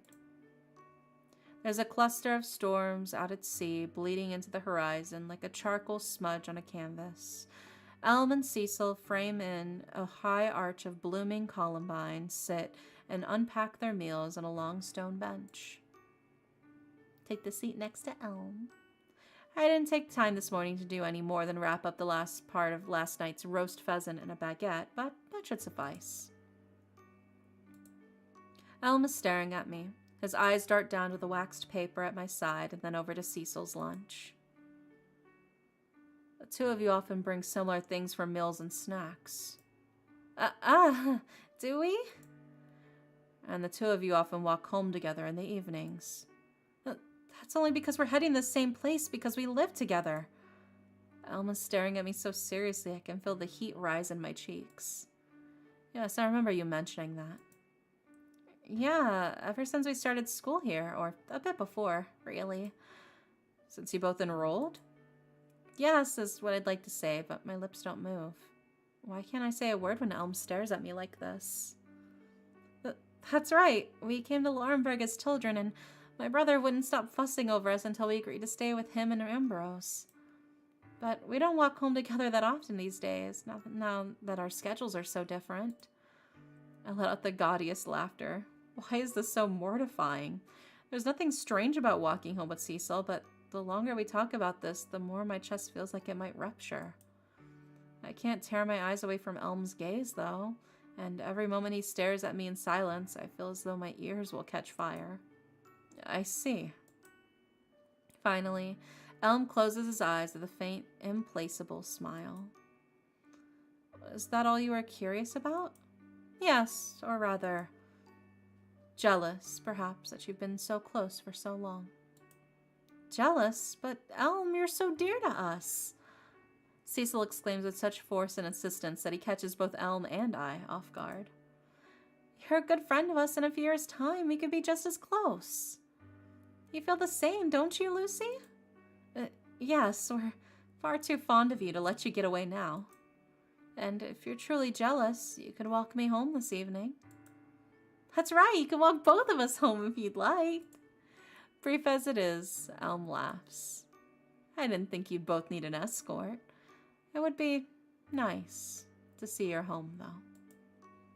Then we'll ask Ambrose and set another place for dinner.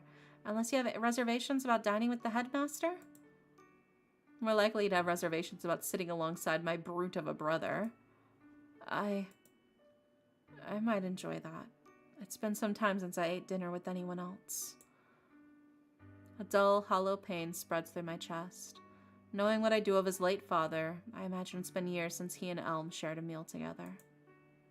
As for Rowan, I can only speculate as to why they might not take their meals together. The thought of them each dining alone in that grand manner is so lonesome. I can't imagine growing accustomed to such a condition. You'd be welcome any time, you know. We'd be glad to have you. Thank you, Lucie. I'd like that. Our conversation continues, thanks largely to Cecil, but I can't stop glancing over to Elm, studying his expressions. His voice was as steady and measured as ever, but his eyes betrayed something more. I don't know. I'm confident there's something else on his mind now, but I can't find a trace of it on his face or in his words. Was it really just jealousy over the way Cecil and I have each other's company at home? Was Elm thinking of his own relationship to his twin? For the rest of our meal, we chat about the weather and the clouds swirling over the sea, but I hardly remember more than the faint sadness knitted into Elm's brow. Before long, our lunch sacks lie empty and the clock tower's hands are nearing the hour. Finishing off the crumbs of our conversation as we pack away the remnants of our meals, we head into class together and take our seats by each side by side. In many ways, it feels like a normal day for the three of us. I didn't realize how much I missed our time together and the simple contentment of sharing a meal with Cecil and Elm. It isn't scarce these days, I suppose, but I've often darted from class to class and then right into business in recent weeks. We used to eat together every day, and I'm fortunate if we take lunch together twice a week. Once we graduate, I imagine things will change. I'm sure the three of us will still be together even years on, but it won't be quite like this ever again. That's why I have every reason to take advantage of the moment and scribble notes in the margins of Cecil's textbook. He's too absorbed in taking down the professor's every word to notice, so this will be a small treat for him later when he studies. As usual, Elm quietly pens his own notes in academic shorthand, somehow never so much as shifting his eyes from the lectern in the front of the room. He writes quickly and precisely, though I also notice a few geometric patterns and a stray doodle crowding the edges of his notebook. The professor's glaring over her spectacles at me again. I suppose I'll cease my study of Cecil and Elm's notes for now, even though material is already rudimentary for a businesswoman such as myself. The remainder of the hour passes without incident, and all the while I wandered through my own thoughts. Try as I might to focus on the calm of the moment, I can't keep my mind away from the subject of Douglas's death. Even if it was a natural death, it's impossible to see it as a simple coincidence. What with another jeweler found just days before dead. For two prominent members of the same industry to die within days of one another, it's hard to assign this to mere coincidence. It's speculation on my part, but if there's no other common thread between the two murders, then their profession may be the common factor. Perhaps someone in the city holds a deep resentment towards successful jewelers? Possibly. I have no idea who might have such a grudge, though. My second thought is that they might have run afoul of some criminal enterprise. Without a clear suspect with an obvious grudge, that possibility seems far more likely. I recall the counterfeiters Rowan mentioned yesterday. He claimed that their leaders were all apprehended and locked away in prison, but what about the rest of their organization? Is there anything to suggest that they've resumed operations? That pushy street vendor who tried to swindle us when I was walking with Elm 2 days ago. Those jewels were clearly fake, but their settings looked real enough. Could that man have been involved somehow? Well, not likely, given how easily he crumpled and tucked tail to run, but he had to have gotten those fake jewels from somewhere. Oh, the professor's already packing her things away? I admit I was a bit absorbed in my own thoughts, but the time passed more quickly than I expected. Elm and Cecil are putting their own books away and preparing to leave.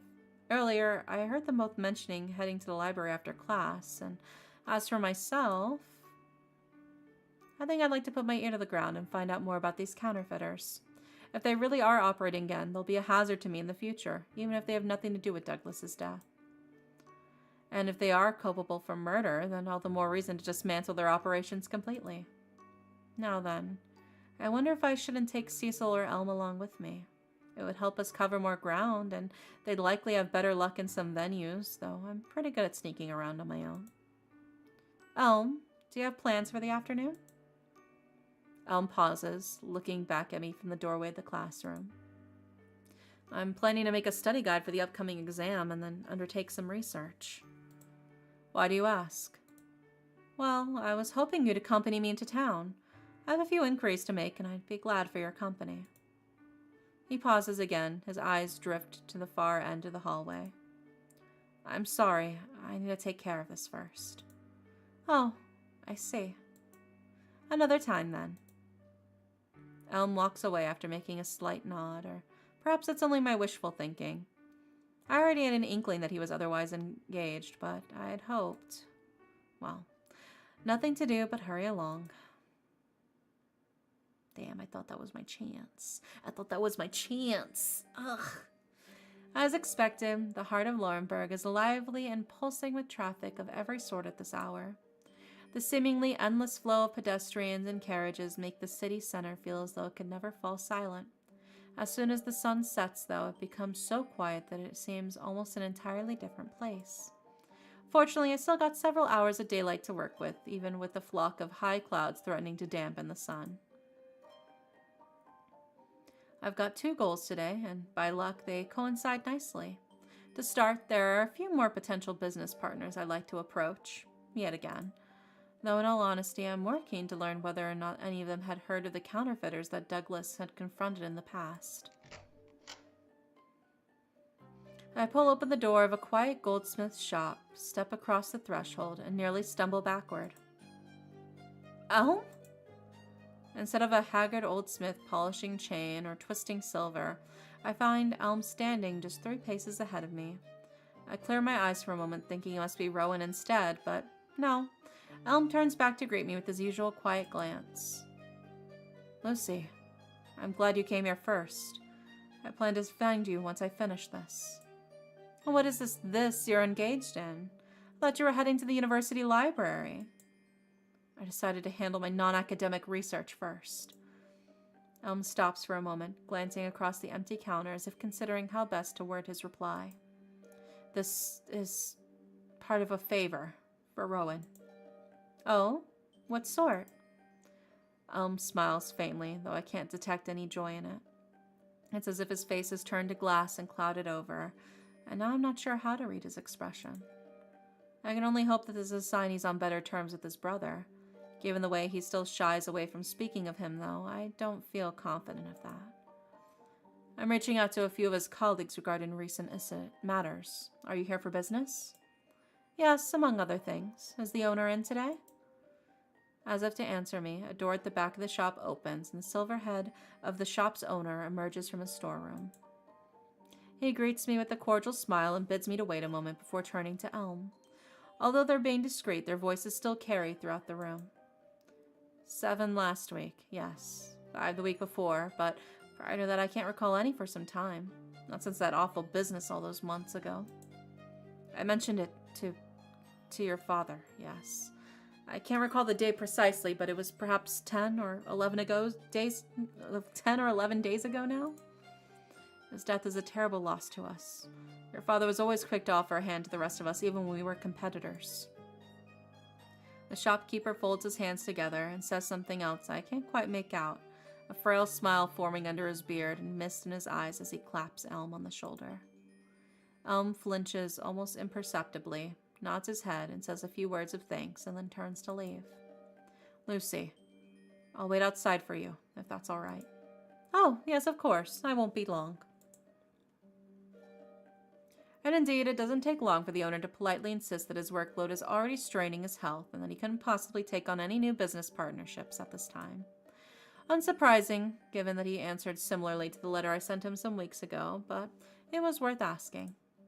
As for my other line of inquiry, suspicious characters. No, I don't think I've seen anything of the sort.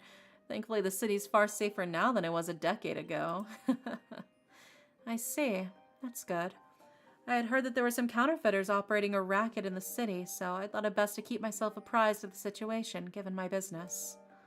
Ah, yes, of course. Well, rest assured, young lady, that's all old news. A brave and sadly departed colleague of mine worked tirelessly with the police to put a stop to all that graft. In fact, it's been almost 2 years now since we've had to worry about such swindlers on any large scale. The most you'll run across when dealing in gems and jewelry is the occasional fraudster, though dare I say you won't find such sort operations in broad daylight. He glances through his front window as if surveying the square outside. When he looks back towards me, his shoulders fall and his face relaxes. I see. Thank you for your generous advice. Happy to oblige. It'd ruin the reputation of our people. Couldn't trust our wares, you know? That condescending laughter of his cuts off my next question before I can even form the words. I'm using all my strength to be gracious, but this man is hiding something. And even worse, he's being a patronizing louse. I can't exactly say why he doesn't want me prying, but I doubt I can wring the truth out of him with polite questioning. I'll be in touch, and good day. Yes, by all means, take care now. Stepping into the street, I heave an irate sigh and look for Elm. Where has he gone off to? Lucie! Elm! There you are! He's standing directly beside the doorway in the shadow of the shop's awning. How can a man so tall and striking get so close without making a sound? Are you finished here? Yes. Not that I learned anything worth noting. And what about you? If it's not too forward to ask, I'm curious what your research entails. The owner here has seen 12 counterfeit gemstones cross his desk within the past 2 weeks. What? That grizzled walrus had the gall to say he hadn't seen hide nor hair of such fraud in years? Suppose he's trying to keep his customers from panicking, though he didn't have to be so condescending. He's afraid, most likely. Afraid? The counterfeiting ring that operated here several years ago devastated the business of many local jewelers, even though they were making high-quality pieces as always. With the papers printing stories of glass beads being passed off as pearls or worthless stones sold as priceless sapphires, everyone became skeptical of every shop, no matter how good their reputation was at the time. I think I remember my father once telling me about a friend of his who closed his store after discovering that his gemstone supplier had been in league with the criminals. That may have been what pushed him to take action. His business wasn't particularly struggling at that time, but he took charge of organizing the hunt for the culprits nonetheless. Elsa, hi, Berserk. Welcome in. Perhaps. Elm stops, but I don't dare speak. It's not often he talks this much all at once, especially not about his family. He's not continuing, though. His eyes are cast to the ground, and he looks as though the gears of his mind have rusted in place. Elm? All right, then. We can't stand in the front of the doorway of a shop at the height of afternoon traffic, so there's nothing else to it. I hook my hand around Elm's elbow and pull him, gently of course, along towards the next shop I'm planning to visit. Let's hurry along then. I've got at least 4 more shops to visit before the day is out, plus the time you'll need for your research. Wait, Lucie. Where are we headed? First to Havensfeld Gallery, then Miss Claremont's boutique, and then perhaps the East Side Bazaar if we have time. I've spoken with all of them already. Already? I nearly topple forward, and Elm holds me upright as the carriage speeds past. We left the university at the same time, didn't we? Yesterday, that is. You should lead with that next time. I was starting to wonder if you'd grown wings and learned to fly. That wouldn't be possible, at least for a human. Though you could manage it, couldn't you? Well, yes, though not in broad daylight. So, did you hear anything else from the jewelers and the store clerks? Maybe. Maybe. I'm not certain that it's anything helpful. The number of counterfeit jewels in circulation throughout the city is on the rise, but I don't know what that means. Well, there aren't very many possibilities. Any influx of forgeries or contraband must involve some level of organization, mustn't it? True, but the leader of the old counterfeiting ring's still in prison along with all of his lieutenants. He could have some connection that allows him to send orders to the outside. But Then why would he have waited this long to start the operation again? Wait a moment. You said you were doing this as a favor for Rowan, didn't you? Do you suspect that he's in danger? Not at least that I know of. It's just a precaution. Is that why you're so interested in the counterfeiters as well? As a precaution? In part. It is rather suspicious that two of the jewelers responsible for stopping their criminal enterprise died within days of one another. Don't you think? Elm doesn't answer, and immediately I feel like a fool for asking him to speculate about his own father's death. Whether he's considered it himself or not, I doubt he enjoys the reminder. By the time I open my mouth to apologize, a familiar voice interrupts us. That's a rather morbid topic for an afternoon stroll, isn't it? Oh my god, Ambrose! Hi, Ambrose! Ambrose? Headmaster, please excuse us. Elm bows slightly and Ambrose chuckles to himself. You're quite all right. I hadn't expected to see any of our students out and about at this time of day, particularly you two. What brings you out here, Lucie? Elm is accompanying me on my business, but what are you doing all the way out here on the far side of town? Ah, well, I hope to speak with another jeweler about a commission for Ambrose covers his mouth before raising his index finger before his lips. This is to be a surprise, you understand? Our anniversary is almost upon us. Of course, though I can't imagine what my oafish brother has done to deserve it, though I won't say a word. Ambrose turns to Elm, his voice somber now as he places a hand over his heart. My condolences again. Your father was an exceptional man. Thank you. And were you able to place the commission? Oh, well, no, as it happens. I haven't heard from Mr. Driscoll for several days, and now he's answering his door, so he must have left the city on business. I'm on my way to another gallery now, though I may not have a time to place the order today. My eyes widen an instant. 3 days ago, Ambrose mentioned that he was waiting on a reply from Mr. Driscoll that was several days overdue. Oh my god, why is the music overlapping? Why is it overlapping? I can't be certain of anything from the late letters and raw speculation, but if Mr. Driscoll also ran afoul of a counterfeiter and vanished so soon after 2 of his colleagues died. A quick glance from Elm confirms that he shares my suspicions, or at the very least some of his own. Our eyes meet and I tighten my grip on his arm. Dude, this is so trippy having 2 songs playing in my ears simultaneously. Okay, there we go. It's stopped now. In any case, we might pay him a visit just to see if all is well. Could you give me his address? Ambrose hesitates, looking at me with resignation and concern. Yes, but as I said, he wasn't in when I stopped by, so I don't know which you'll have much better luck. Please take care not to trouble him, Lucie. Thank you, Ambrose. I wouldn't dare cause any inconvenience for a prospective business partner, so you've nothing to worry about. I'll be on my way then, and if you do hear from Mr. Driscoll, would you let me know, would you? Of course, I'll tell you straight away. Elm, shall we? Yes, I believe I'm familiar with the area. Thank you again, Headmaster. Ambrose smiles and waves farewell with some trepidation as he walks on towards his destination. At the same time, Elm and I head down to the nearest alleyway and hurry to Mr. Driscoll's address. No, thank you for the hydrate.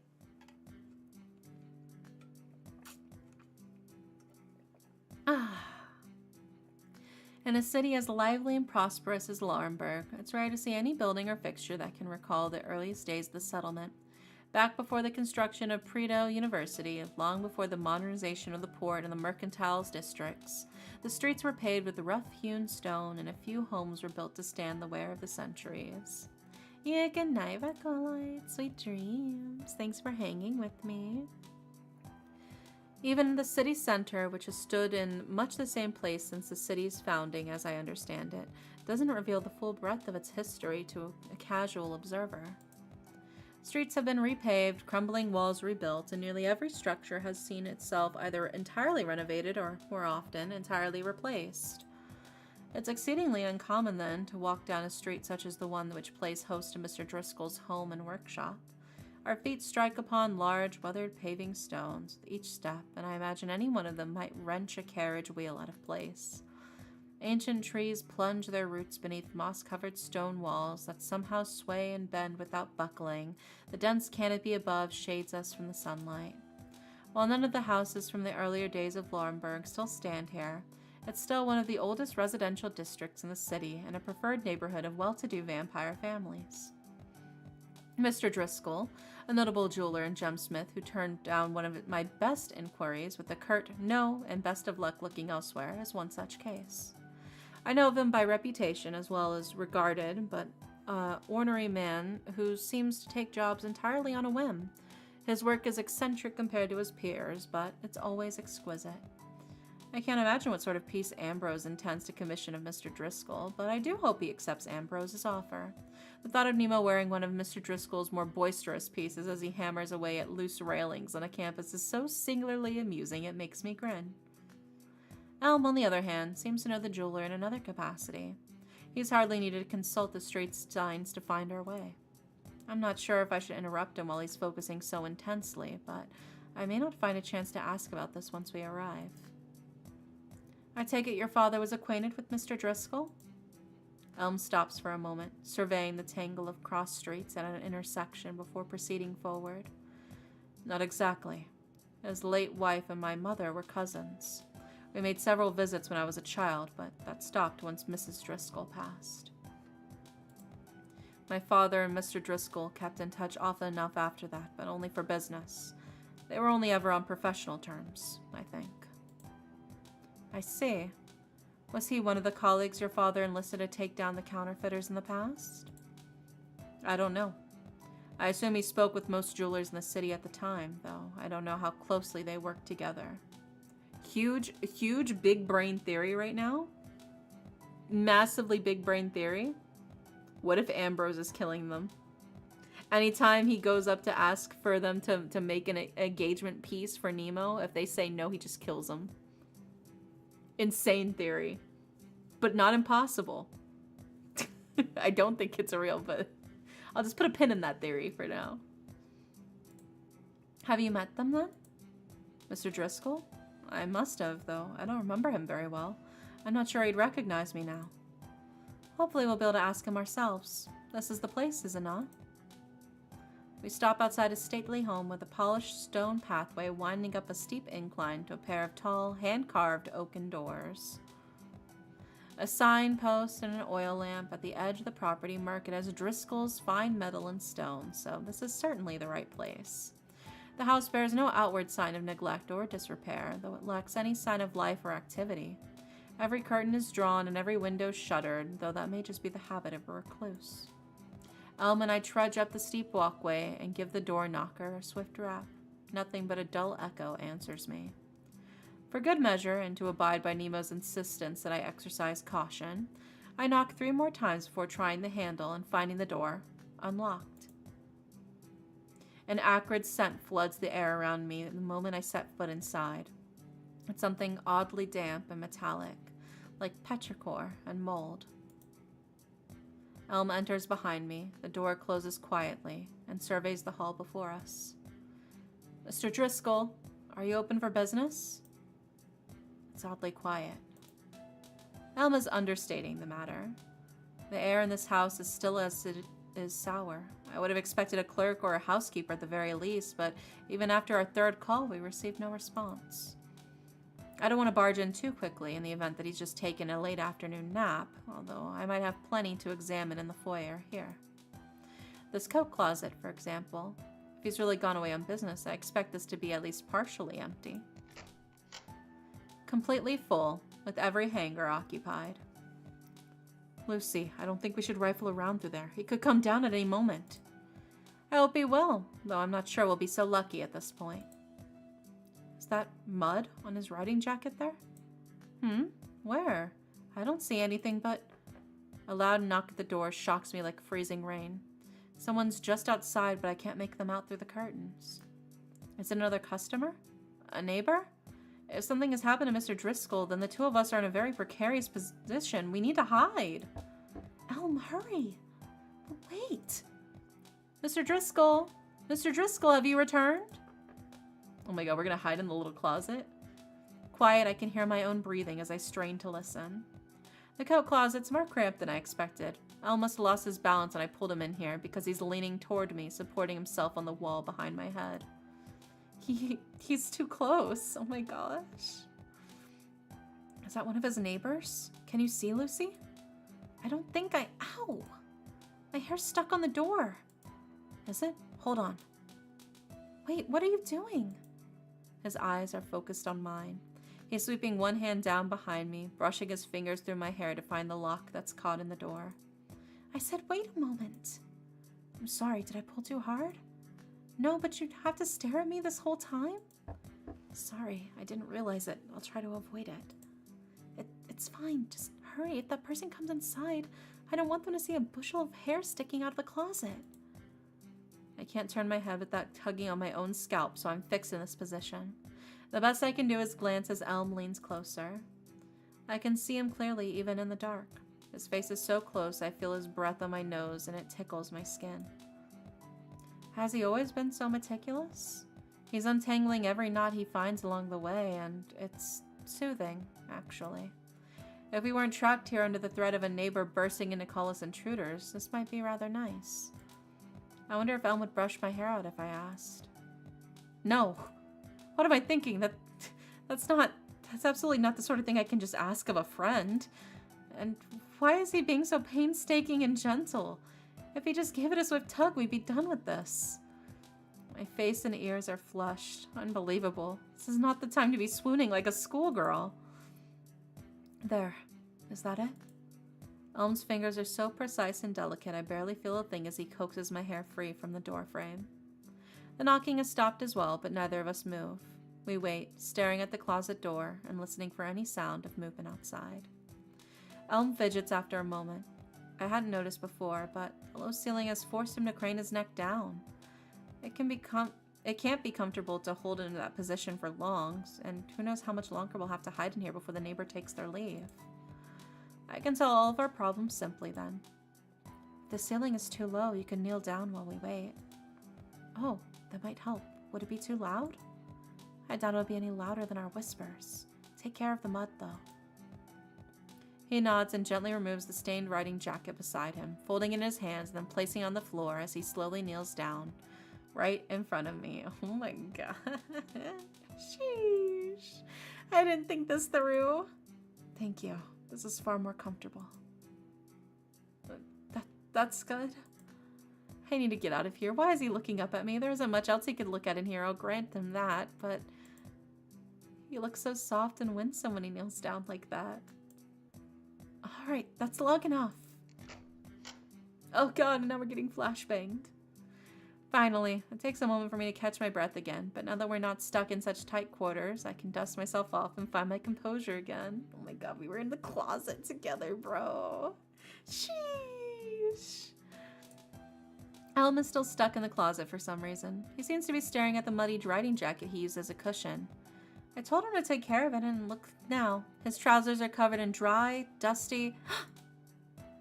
That dirt and filth is dried solid. It stays old at the least. You notice as well? Elm rises slowly and hangs the jacket again, brushing a bit of dirt from his knees as well as he finally steps back out into the open. I can't think of any good reason for Mr. Driscoll to leave his riding jacket caked in mud like this. Yeah, good night, Jacob. Sweet dreams. Thanks so much for hanging with me. Especially if he's supposed to be traveling out in the city. If he just returned, the mud would be fresh, though it's been days since the last rainstorm. Beside me, Elm studies the room and glances back at the front door before turning to the staircase, holding a hand to his lips. Mr. Driscoll, are you in? Elm hazards a measured shout, but we're greeted with silence once again. The neighbor at the door is gone, thankfully, and the house has returned to an eerie calm. We won't find anything else by standing here. Come on. Wait, Lucie, we should be cautious. Agreed, and we can be exceptionally cautious once we find Mr. Driscoll. The stairs nearby should lead up to the study and the workshop. We're no vagabonds or burglars, so we only need to confirm that Mr. Driscoll isn't home, and we'll be on our way. At least, that's what I thought, as I held up right up until I reached the top of the stairs and found a gash torn through the walls and blood splattered on the floor of the ceiling. A deep trench mars the floorboards and splits a gold-trimmed carpet nearly in half. The wall is likewise scarred with deep slashes and bloodstains so old they've almost faded to black. There's only one thing that could cause this sort of carnage. Blood arts. A particularly vicious one at that. Blood arts? Have you seen them before? Elm shakes his head. I know that vampires are able to use their blood as a form of magical weapon or shield, but I've never seen it myself.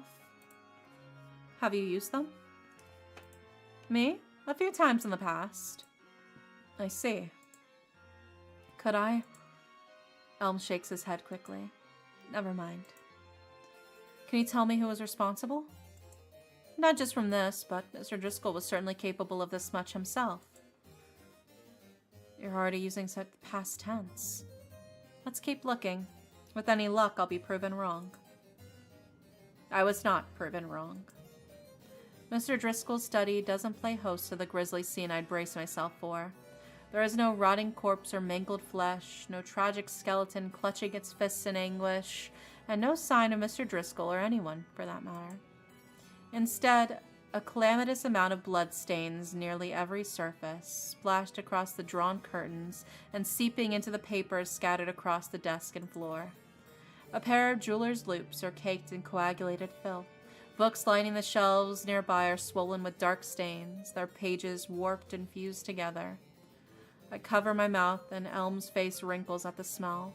Wherever Mr. Driscoll is now, he's surely not among the living. The walls creak as the house settles. Frozen in place as I am, I hear every pop and groan of the blood-stained wood around me.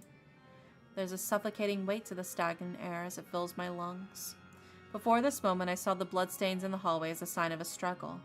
Now I cannot help but see each dark splotch and splatter as the dregs of a man's life dragged from him by force to seep and spill into the dry floorboards. I'm surrounded by it. This is horrible. I haven't seen anything this bad since... I no longer feel the floor beneath me. There's blood around the corner, dried between the cracks in the wall.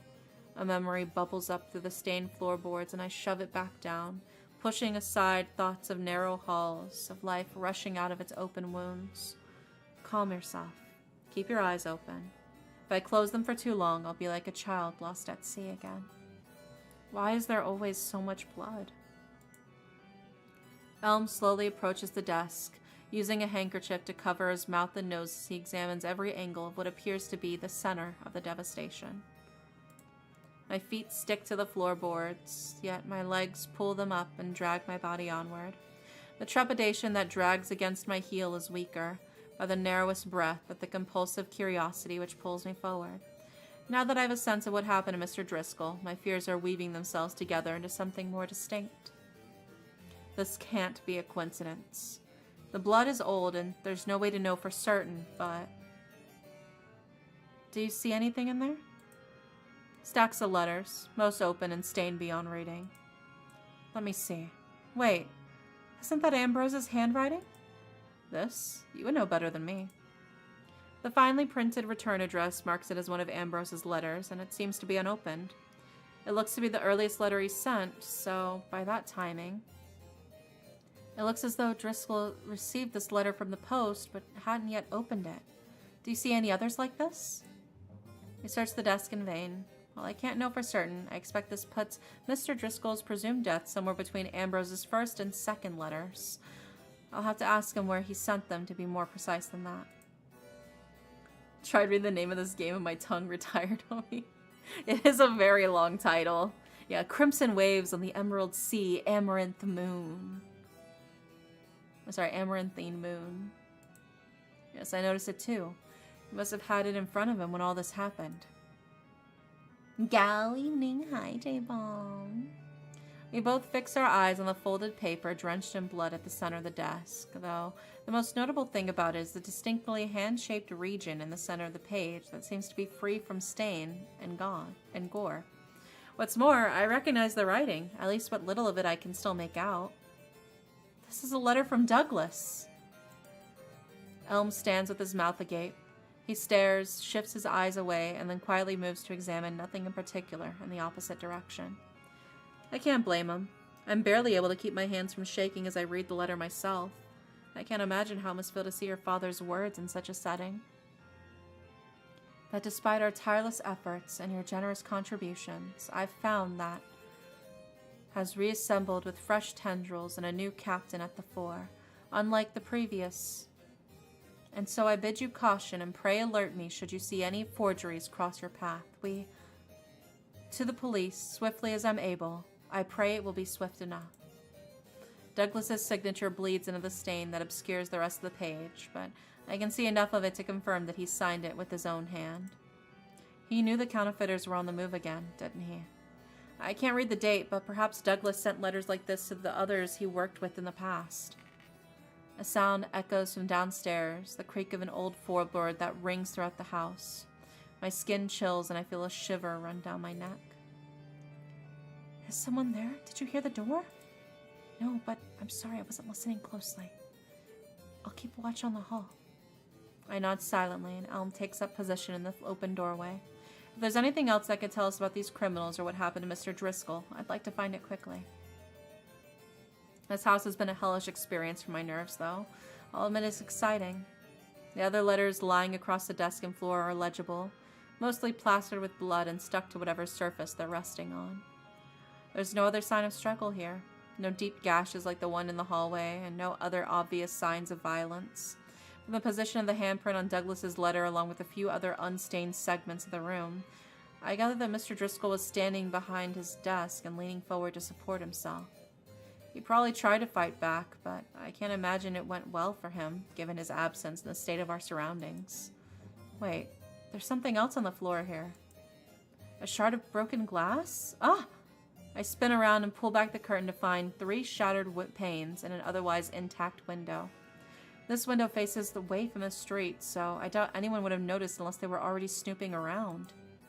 Though I'm not sure what could have caused that damage. Was it gunfire? From the ground below? If Mr. Driscoll confronted an assailant in the hallway and retreated here to the study, he might have waited in an ambush for them, but then someone shot him from behind, causing him to fall forward and slump over his desk, leaving a hand on Douglas's letter as he fell. At least it seems plausible enough. I have no way to know for certain if any of that happened, but if Mr. Driscoll was murdered and by more than one person, then my suspicions about Douglas and Mr. Fairfield's death seem well founded. I realize I haven't heard from Elm in a moment and glance aside. Good. He still keeps standing watch and everything seems to be in order. We shouldn't linger here. Is there a way clear? Elm doesn't move for a moment and then slowly turns to survey the hallway. It seems to be. I don't know what made that sound earlier, but no one else has entered the house. Is there a back door we could use to be safe? I think so. We should hurry. We need to speak to the police. Yes, though I'm more in a hurry to get home and wash the smell of blood from my hands. Let's go. Elm offers me his arm, though he feels unsteady when I take it. He must be exhausted given that all he's been through the past week, and then to see his father's handwriting smeared with blood. On our way back to the university, I assure him that I'll deal with the coppers myself and that he needn't worry over me. I doubt an interrogation would be of any help to him right now. Though I'm not eager to speak with the authorities either, I'll speak with Nemo and Ambrose first, then gather myself before I mention anything to the police. Are you certain you don't want me to escort you home? My home is on the campus grounds, remember? The greatest danger along the way is running into my brother and catching an earful of his worries. And what about you? You looked pale earlier, though you seem all right now. I appreciate your concern. You're one of the few people who seems to notice my moods, Lucie. Truly? I'm still not very good at it. No, you are. Thank you. Elm flashes a rare smile, and suddenly I recall the closest I felt when we were stuck in that coat closet. I squint to scrub away at those distracting thoughts and hurry away before I start to feel any more foolish. Best of luck with your studies, then. We'll speak tomorrow. Yes, tomorrow. Good luck, Lucie. Elm pauses for a moment before disappearing down a corridor that leads to the university library. Slowly, I think, I'm learning to understand him a little bit better. It's still hard to tell exactly what he's thinking, but it's easier to tell where his intentions lie. And I have the consolation of knowing he's not the sort to blather or let anything slip, so None but the two of us will ever know what transpired within Mr. Driscoll's coat closet. It's not quite as late as I feared, though the sun is resting on the horizon, and the sky is slowly fading into a tarnished golden color. Now, once I've taken the time to clean myself up and discuss the situation with Nemo and Ambrose, I'll see about contacting the other jewelers who may have worked with Douglas in the previous incident of these counterfeiters. No sense in coming to the coppers until we have a full grasp on the situation, especially not when the counterfeiters could target us if they found out we were working with the police. Miss Lucie, I presume. You got a minute? Oh. A copper is standing right outside the headmaster's apartment, loitering about as if he'd been waiting for me. Yes, what might the matter be? You know one Mr. Douglas? Heard you might have been in the building on the night he died, and we got a few questions to ask. Nothing too serious, mind you, but your cooperation will be appreciated. Of course, I'd be happy to help however I'm able.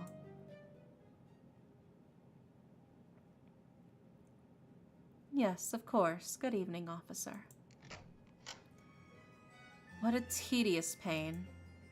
Yeah, I hate when the coppers sit on my doorstep for hours on end. Nemo's standing in the entryway, staring me down. Damn, I was hoping you wouldn't bring this up until after dinner, but if he was here the whole time, then I'm sure he heard everything the cop just asked us now. And more than that, I'm famished to the point of fury. It's not the ideal situation for a polite exchange. If you're implying I had anything to do with his loitering about, I'll have you know I'm innocent on all accounts. Innocent, yeah, but you're getting yourself tangled up in some shady business again, ain't ya? Nemo and I glower at one another. I can't very well keep Nemo from prying now, but I do swear if he hounds me about this before I even get one bite, it will smell as incredible. Is that simmered duck? Fine, but let's save it for... No, now. Dinner's ready at last, if you both could join me at the table. Ambrose smiles patiently as he carries a large pot of rich soup to the table. I don't remember what Nemo and I were on about, but it doesn't matter now. The steam billowing from the pot alone smells so delicious, I scoop it up with the ladle. Without a word, Nemo and I take our seats as Ambrose begins serving the grand array laid out before us. The tremendous pot at the center of the table holds a spiced hare soup flavored with imported peppers, herbs from the headmaster's garden, and a rich rabbit bone broth. Oh my god, they're gonna make me so hungry. Our plates are decorated with a bed of roasted root vegetables, including several brightly colored purple and orange tubers I'd never seen before. Each and every one of them glistens with a buttery coat and a light, crisp sweetness. Then, in the center of it all, Ambrose has placed a pair of waterfowl croquettes with a slightly tangy sauce, garnished with parsley and thyme. If not for the empty chair beside me, I might have already devoured half my plate. Lucie, have you seen Cecil this evening? I would have thought he'd be home by now. No, I haven't. Not since class this morning. Though I know he's been spending his evenings in the library recently. Ah, yes, that's right. He'll probably be a bit longer if he's practicing. Studying, rather. I do recall Nellie mentioned to me much this morning before he left. I'll save his portion near the stove in that case. Please, enjoy. When Ambrose says enjoy in that tone of voice, it feels like an insistent request. Well, I'm not one to disrupt a meal, and most certainly not one that looks and smells so incredible. First, I'll try. You gotta try the buttery roasted root veggies. A ring of beautifully roasted potatoes, carrots, and several other vegetables I can't identify rest gingerly on my plate. Each slice is roasted so beautifully and glistens with a sweet buttery glaze and a dusting of salt and herbs. Why are they making me so hungry right now? They don't need to do this to me. Every hue gleams on my plate, from the light gold of a parsnip to the deep purple of an imported yam, and each one is impeccable. No, not quite impeccable. The potatoes are slightly overcooked, but I can't bring myself to care when the rest is so perfect. These vegetables are exquisite, Ambrose. How did you dress them? Oh, there's a farmer who comes to the market every Tuesday who has a magnificent salted sheep's butter. I hardly had to use any other seasoning. Sheep's butter? Have we had that before? Yes, though only in a tart crust that didn't turn out properly. Should I get more when the farmer's in town again? No, don't worry about it. I'll pick it up when I'm out. With a half a mouthful of parsnips, Nemo turns back to face me. I learned something from that copper I didn't catch earlier. Something about getting rid of rats. Oh, that. I believe his exact words were, "Now, Lucie, a fine upstanding lady such as you wouldn't have any idea what sort of concoction one might use for rats and such, would ya? If I wasn't outside already, I would have slammed the door in his face. Concoction for rats. They think Douglas was poisoned? The paper mentioned that as well, but if they're asking about it directly, they must have some proof. Yes, but even when I told him outright, he tried to act as if he was only asking for household advice. So they're thinking Douglas was poisoned while you were waiting for the meeting? Or maybe hours before? Minutes, not hours. The copper got tired of my silence and finally asked outright if I've ever bought or handled any amaranthine. Amaranthine? The fabric dye? Wait, I remember now. Amaranthine moon. Amaranthine. Pulling in the title of the game here. It's a pretty nasty poison if you accidentally drink any or get in your eyes. A tailor who once lost an eye after a few drops splash in his face. That's fascinating, darling, but... whether the coppers have any proof that Douglas is poisoned or not, they seem intent on treating his death as such. In any event, they seem to have a list of suspects already, and I'm absent from their number. That's good if it's true, but are you sure? They'd be fools to waste their time harrying me. I sipped the tea Ambrose prepared with dinner. It's mild and slightly sweet. They are fools, of course. Just be careful what you say to them. The coppers might be slow, but if they think you're involved, they'll be relentless. I appreciate your concern, but don't worry. I'm more than capable of ignoring them on my own. Can I get either of you another cup of tea? Three of us turn towards the living room where Leroy rolls out of a mid-roll evening nap and mumbles as he trots over to join us in the dining area. Oh my god, the puppy! The puppy is joining us for dinner. He's looking content as usual as he takes a seat on a small cushion between Cecil's empty chair and Ambrose's occupied one. On a usual night, the two of them will take turns ruffling the dog's ears and sneaking tiny scraps to him between courses. Without Cecil here, Leroy is relying on Ambrose alone for his unofficial second supper. Speaking of which, my spoon is empty, and I need to remedy this immediately.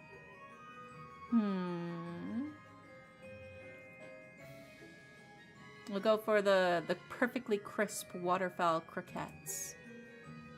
The finely breaded croquettes crunch and crumble in my mouth. The tangy sauce drips over the rich roast duck, and I feel truly content.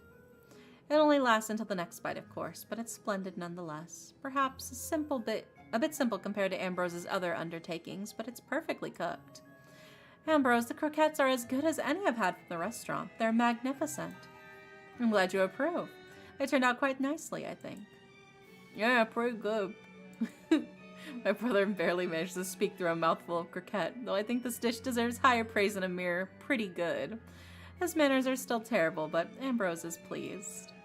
Once he clears his throat, Nemo unfolds the newspaper at his side and scans the columns. It's a bad habit of his, one I wish he'd break. Lucie, what day did you meet Douglas again? It was 4 or 5 nights ago, wasn't it? 4 days, yes. Why do you ask? Out with it. I stab my croquette without mercy and glare across the table. I can tell Nemo is piecing something together, but I can't read the paper from here. Papers say Douglas's killer might be the one who killed that other jeweler. Fairfield, I think. Yes, I heard that recently. Ambrose closed his eyes for a moment. I wonder if he remembers the morning we walked through town, knocking on Mr. Fairfield's door only to find silence on the other side. It's senseless. He was well-loved and respected, though I could say the same for Mr. Douglas. Douglas, yeah, but word around town is that Fairfield had some enemies. People he snubbed in business, mostly. Heard a few people near the warehouse district didn't care for him because of some contract or other. I had no idea. I thought everyone admired Mr. Fairfield. Rumors and complaints are hardly any indication of his character, though it could be a motive for the right person. And the 2 most recent murders in the paper, both to be well-respected and successful jewelers. Doesn't sound like a coincidence. Not much is obvious. I'd be more shocked if they weren't related in some way. I had a feeling you might say that. Seems the coppers are saying it too, at least in the paper. Well, they're bound to stumble into a correct assumption eventually. Either that or they're bound to trip into a gutter while someone else finds the crooks. Well, I certainly can't wait for them to find the culprit at their own pace. If, as we suspect, these murders are all linked together. That's right. They're all connected. That means it's the work of somebody way more dangerous than you should be dealing with. I could take care of myself handily, in fact. Lucie. Oh, by the way, Lucie, how was Mr. Driscoll? Were you able to meet him today?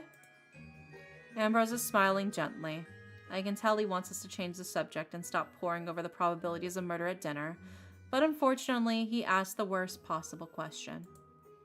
There is no sense in hiding it, especially not when the paper is already on the prowl for the news of dead jewelers. No, and I don't expect I'll get the chance. Ambrose freezes in place for a moment, his mouth falling agape before he collects himself again. From the chill in his eyes and the crease in Nemo's brow, I gather that they both grasp the situation. And if they don't, I'm not eager to recount the details right now. The distance of a few hours has dulled my own shock, but a chill creeps across my fingers as I recall Mr. Driscoll's blood painting his hallway and office. We could talk more of this after dinner. Have you both had enough to eat? I've already set aside Cecil's portions, so please help yourselves. Hi, Robert. Welcome in. Lucie, I'll take that rest off your hands. You absolutely will not.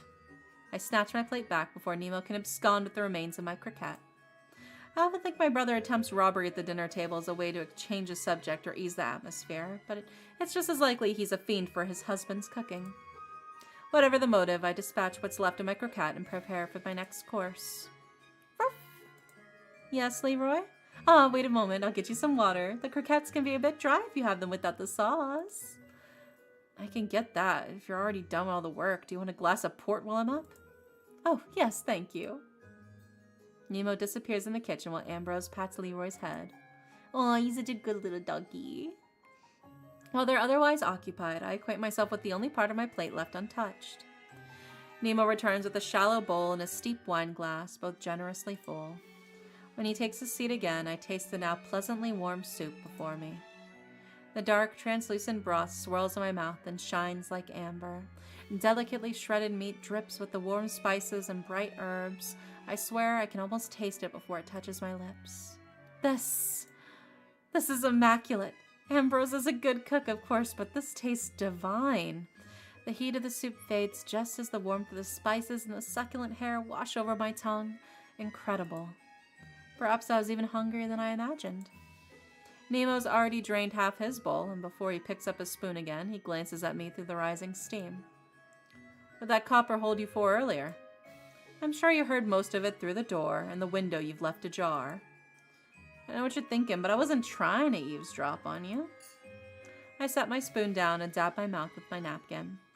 I almost wish Nemo had been listening. It would make explaining this easier, and I haven't eaten nearly enough soup to mollify myself. Exactly what you expect from the coppers. They only just now realized I was supposed to meet Douglas on the night of his death, and they questioned me about my whereabouts. Honestly, I expected it sooner, but their reputation for dawdling is secure for the time being. Well, I'm glad that's all settled. How are you both liking the soup? That's great. Was there enough for me to have a second bowl? Of course. Please help yourself. Nemo knits his brow as he ladles out another bowl of soup for himself, all the while glancing between me and the newspaper folded at his side. I suppose it's not surprising, but they took a while to ask something that simple. Simple? I wish the coppers in the city knew how to ask simple questions. They keep beating around the bush in the garden as if it's not obvious what they're really after. The usual, then? Perhaps I should save this sort of talk for later. Indeed, the talk of coppers is always such a bore. Can you believe they asked me about my own connection to Douglas and why I was set to meet him, all while taking twice as long as they actually needed? Do any of them even have a scant moment to research the particulars of a case? I drink down the dregs of my soup, including a few succulent morsels of stewed rabbit and hare. Nemo is already halfway through his next bowl, and Ambrose is beaming at him. I wonder if my brother notices just how fond Ambrose is of seeing him comfortable in a domestic moment like this. I suppose not. Not much escapes Nemo's notice, unless he's too stubborn to let himself see it. Ambrose is looking at both of us with a slight sadness in his eyes. It wouldn't do to keep up this line of discussion. Nemo stops himself from uttering another word and reaches over to stroke the back of Ambrose's hand. It's delicious. Always is, but this is even better than usual. I'm glad. I wasn't quite sure how it would turn out. I confess I picked those vegetables out of their color above all else. They were spectacular. The croquettes and the soup were some of the best I've ever eaten. That's nearly what you said about dinner last night. Hey, if you don't want me ravishing you with compliments, then you should stop being an incredible cook. Where has Cecil gone to, though? If he plans to study through the evening, he should at least come home for a meal first. Don't mind him. I'm sure he'll be along shortly. Is that so? A sheepish smile hides something on Ambrose's face. I'm not sure what, but it is strange that he would feel so confident in Cecil's whereabouts when they haven't seen each other for hours. I've no doubt that Cecil will be back soon if Ambrose insists on it, but the fact he seems to know precisely when Cecil will return while I haven't the slightest notion is vexing.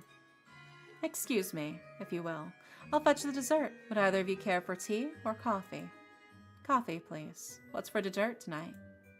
If all's well, a raspberry and rosewater cream mousse. Oh my god, he keeps pulling out some fucking delectable ass shit, dude. He's making me hungry. You really keep outdoing yourself, don't ya? I can't wait. Hopefully it's set up alright, otherwise it might just be a cold soup. Lucie? Oh, a cup of black tea would be lovely. Thank you, Ambrose. I found a blend with bergamot and ginger root that I think you'll enjoy. With a few empty dishes in hand, Ambrose returns to the kitchen, and within moments I hear the kettle bubbling over the fire. In these moments, where the sounds of a rustling newspaper and a crackling stove fill the room, I usually feel completely at ease. Perhaps it's only the grisly recollection of Mr. Driscoll's study, but tonight the usually soothing atmosphere of the dining room feels like pinpricks across back. I imagine Elle must be settling in for the evening as well. It occurs to me now that I don't actually know what that scene would look like. Does he sit in the parlor with his brother? Alone?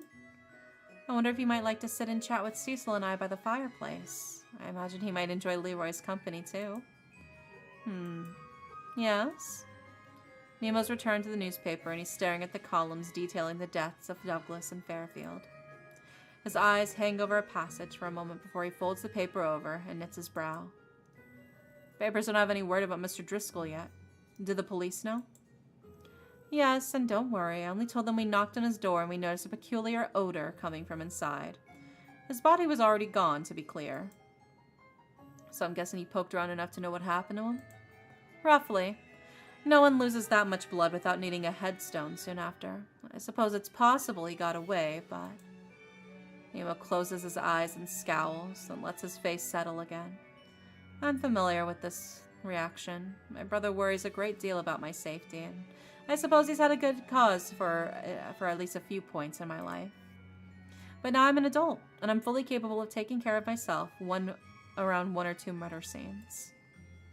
That's 3 dead jewelers. The coppers seem to think it's somewhat a personal grudge, at least in the case of Douglas and Fairfield. What about you? I'm not sure. Considering that my potential business partners keep making their way into the obituaries, however, I'll need to find out before we add a 4th to that tally. I was afraid you'd say that. Do you disagree? I was afraid you'd say that, too. Probably not wrong, but listen, Lucie. If there really is someone out there who can kill 3 of the most well-respected and well-to-do jewelers in Laurenburg, they probably won't hesitate to go after anyone sniffing around their handiwork. I can't believe you'd think I'd be so fragile as any of those old codgers. I can run circles around them before they think to swing on... I nearly slipped back into my childhood dialect. It's a habit I've mostly dropped, but every once in a while it comes out again when I'm bickering with my brother. Yeah, probably. Even so, promise me at least you won't go looking into any of this alone, alright? That's fair. I'll be careful too. I don't want to give Ambrose any cause to worry. I grin and Nemo chuckles. For a moment, I almost consider asking for his help in the investigations. He's fairly reliable when it comes to snooping around and skulking through unsavory parts of town. Although he's a bit too vigilant at times. We might discuss the case freely here in the safety of our home, but if he insists on chaperoning me throughout the entire investigation, I'll spend more time reassuring him of my well-being than making any real headway. It's reassuring, though, to know that he trusts me. Not that I doubt he'd be poking his nose around while I'm busy investigating, but I've come to appreciate the way he shows his concern. I take it you got someone in mind? Elm's face comes to mind, and I find my thoughts wandering. His father's death shook him more than I'd ever seen anything unsettle him before, but if he's willing, He'd be the best investigation partner I could hope to find. He's clever and practical, and what's more, I feel safer, I think, when we're together. Spending time with Elm is always a balm to my nerves. Yes, as a matter of fact. Well, who is it? Someone I trust, and that's all you need to hear on it. Ambrose returns with a tea tray, Nemo's coffee, and a trio of pudding dishes, each garnished with a whipped pink mousse. Here you are, and I'll be right back with the cream and sugar. I'll get that. You've been running around all night. Take it easy and I'll handle the rest. Oh my god, what his lovely husband he has. So romantic. Oh, thank you. It's no trouble, though. Nemo sets a hand on Ambrose's shoulder, kissing him as he guides him down to his seat. Aw, that's right. It's no trouble, so I can take care of it. You worked too hard on this not to enjoy it. Ambrose, looking pleasantly dazed as though he'd just come in from the summer heat, relaxes in his chair and pours himself a cup of tea. I've seen this sort of scene play out countless times in the past 5 years, but I'm still amazed that my brother can act so smooth and fetching. He's so transparently smitten with his husband that at times I feel as though I'm intruding in my own home. Also, thank you for the hydrate shorts.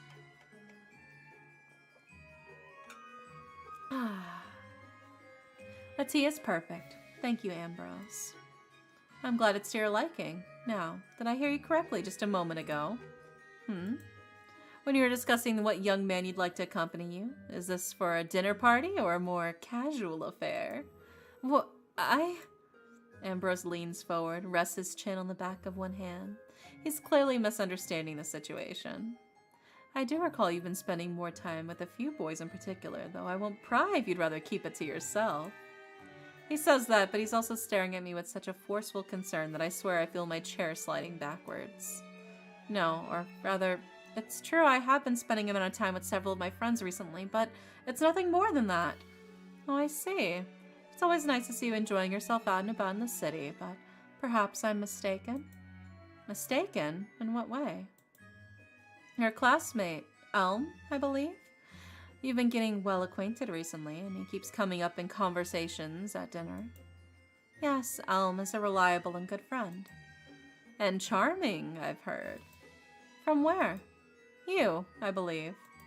I was explaining how charming his lecture notes and explanations were. I see. Ambrose, I don't know if you were aware already, but Douglas was Elm's father. I remember you and Cecil mentioned it recently.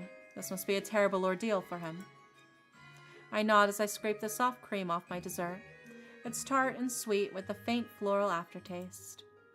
Elm has always found a way to seize the key facets of any problem, and I feel confident in his abilities. If I were to ask anyone to accompany me while I investigate these goings-ons, Elm would be the clear choice, although, I don't want to cause him any more pain. His father's death struck him far harder than I think he ever expected. And his relationship with his twin seems to cause him even more distress, though I don't fully understand why. You want to help him, then? Nemo returns with the cream and sugar for the tea set, as well as a small snifter of brandy for himself. Sounds that way to me, at least. Yeah, but I know it's what I would want if I were in a situation, but I don't know what Elm wants, or what would best ease his mind. In any case, you'll have to ask him, won't you? Ambrose smiles and pours a splash of milk into his tea to settle it.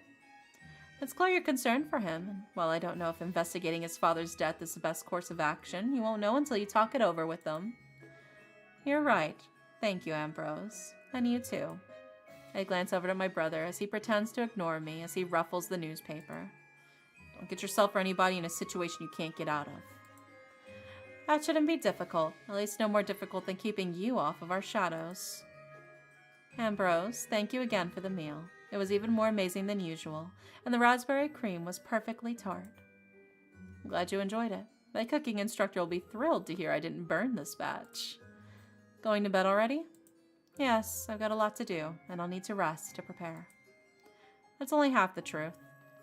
Between the events of the day and the conversation we had just now, I'm as tired as a weather-beaten road sign. Please tell Cecil that he shouldn't wait for me in the morning. I'll be heading out early. Leroy plods along after me as I drag myself up the stairs and into my bedroom. The exhaustion must be seeping through my bones now. I barely heard Nemo and Ambrose bidding me goodnight, or whatever it was they just said. Tomorrow. Tomorrow we'll pick up the trail and find the one who killed Douglas, Driscoll, and Fairfield. We'll have to. If I keep stumbling across corpses or pools of blood on my way to do business, those memories might stick to me like cobwebs every time I sit and wait for a meeting. And more than that, I find myself back in that waiting room each night as I lie down to sleep. I can almost hear the fatal tick of the grandfather clock as Douglas sat at his desk, mere inches of brick and wood separating me from his corpse. Sometimes I can almost see the moment of his death. It's absurd, of course. He was likely dead before I even arrived, though I can only speculate. What was the last thing he wrote as he sat there at his desk? Was he alive long enough to hear me come in? Did he try to call for help? Did he think his sons were there at the very end? Lately, I find myself chasing such speculation off until my mind gradually sinks into quietude. Tomorrow. I feel myself sinking into sleep as gentle rain falls against my window.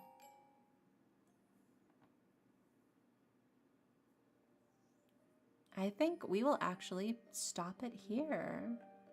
I think that's a good stopping place. We'll save it there.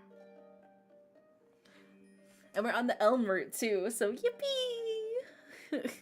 But this was really good. I love an intriguing murder mystery.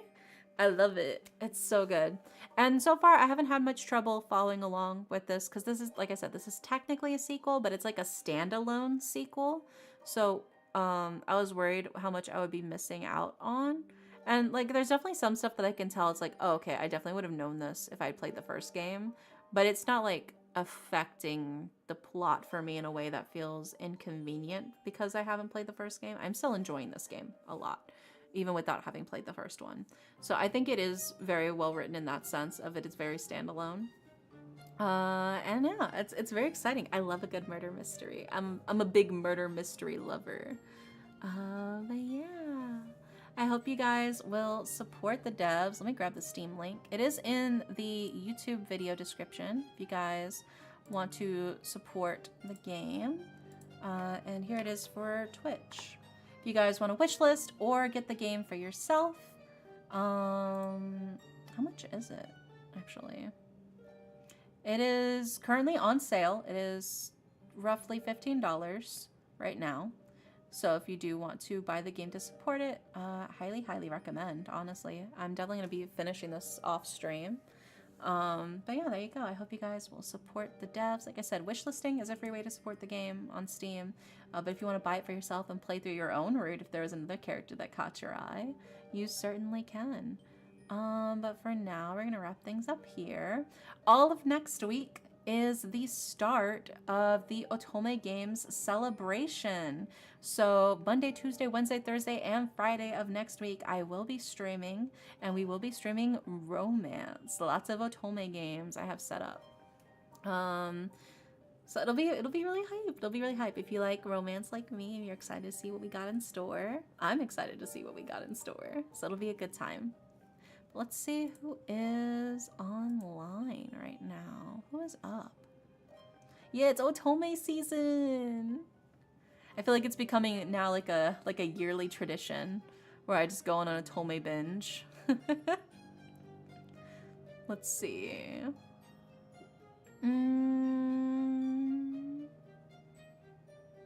Maybe.